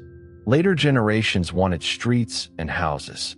Then came gardens, industries, diet, disease, slavery, movement, and conservation.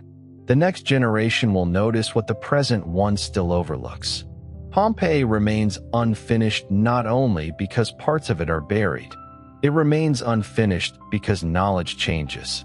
That changing knowledge alters the way the final day is told. The eruption once appeared as a single, overwhelming blast that instantly froze everyone in place. Closer study revealed stages. The column rose. Pumice fell for hours. Roofs grew heavy.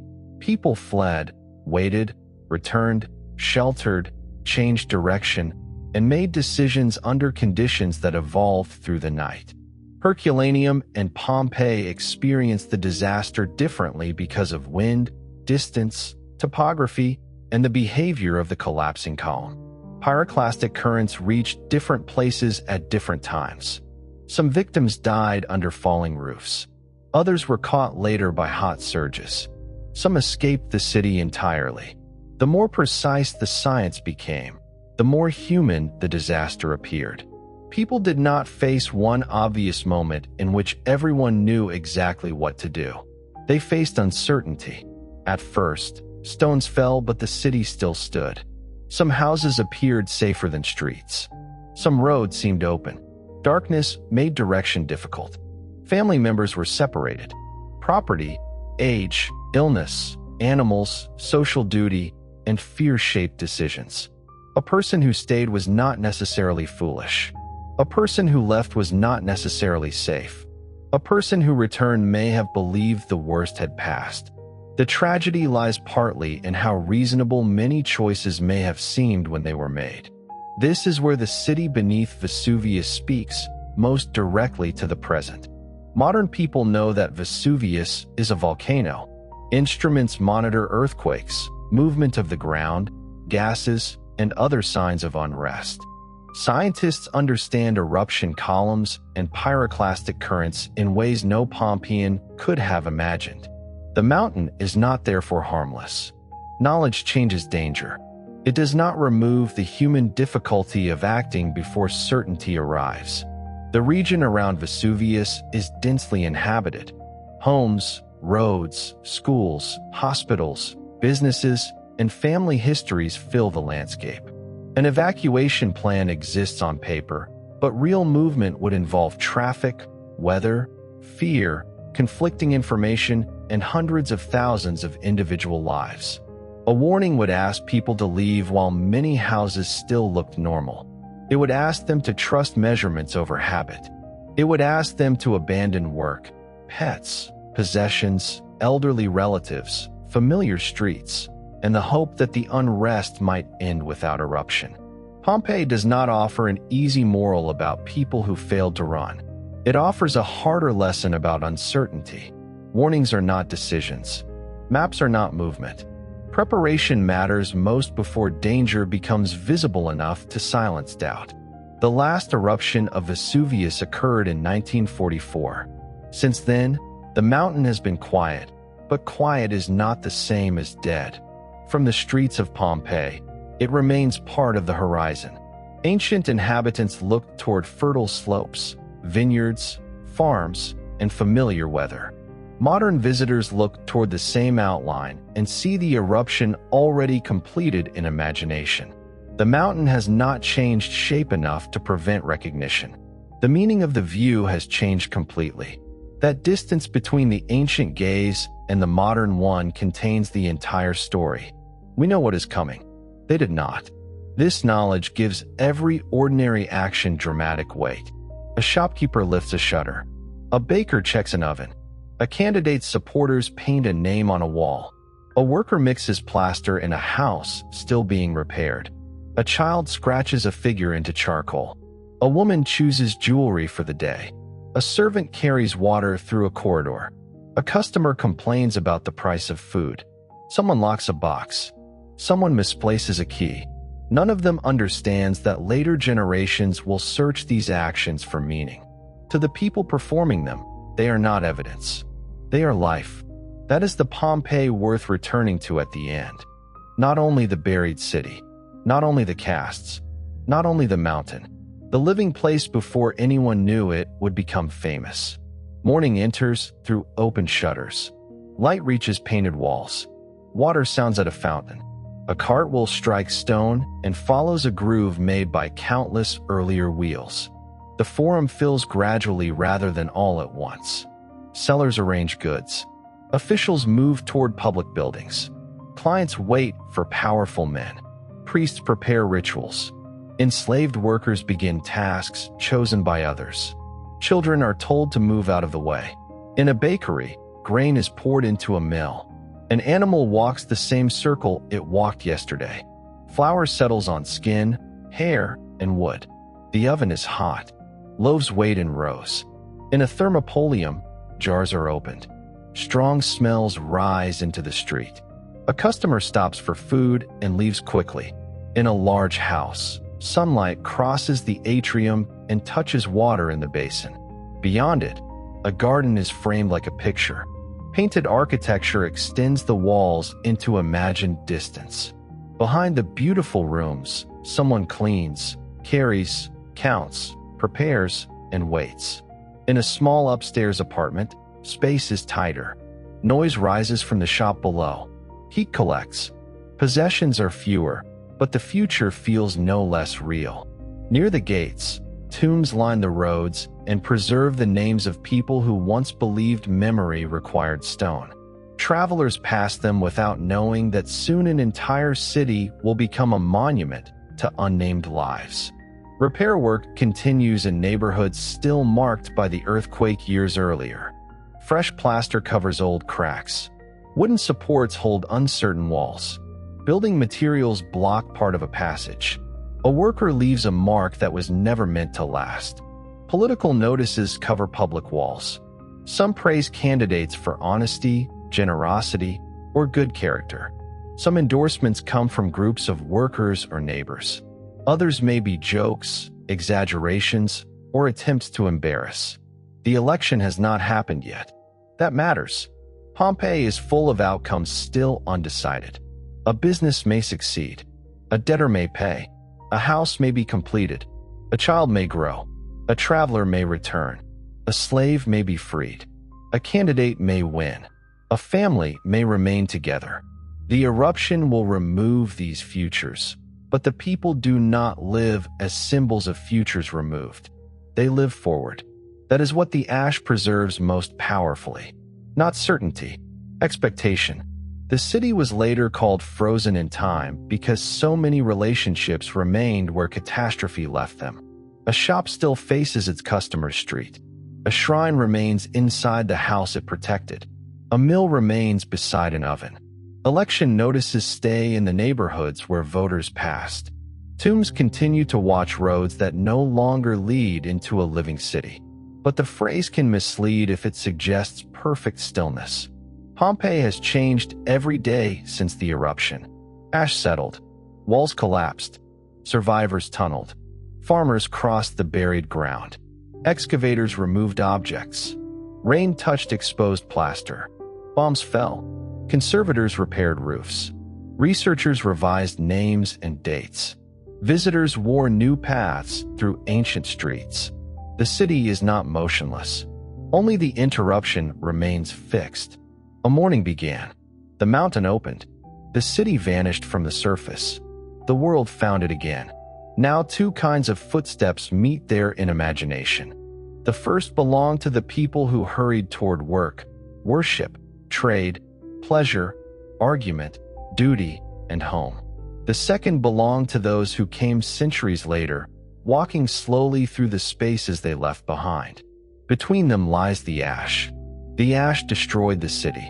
The ash preserved the city. It separated a dropped lamp from the hand that lifted it nearly 2,000 years later. It preserved a loaf because the baker never returned. It preserved a political promise because the election never replaced it. It preserved words on a wall because no later owner painted over them. It preserved the shape around bodies because the bodies themselves disappeared. Pompeii's greatest monument is not a temple or statue. It is the connection between ordinary things, a doorway and the feet that crossed it, a counter and the hunger it served, a room and the labor hidden behind it, a key and the belief that home could be entered again. The city matters because its people were not waiting to become history. They were waiting for tomorrow. The night settles over Campania now. Modern lights curve around the bay. Roads cross the land where Roman farms, villas, and towns once stood. Vesuvius rises dark above them, watched by instruments and remembered through ruins.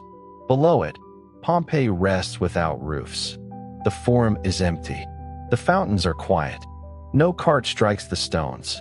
No candidate waits for votes. No builder returns to finish the wall marked in charcoal. But the city is no longer forgotten.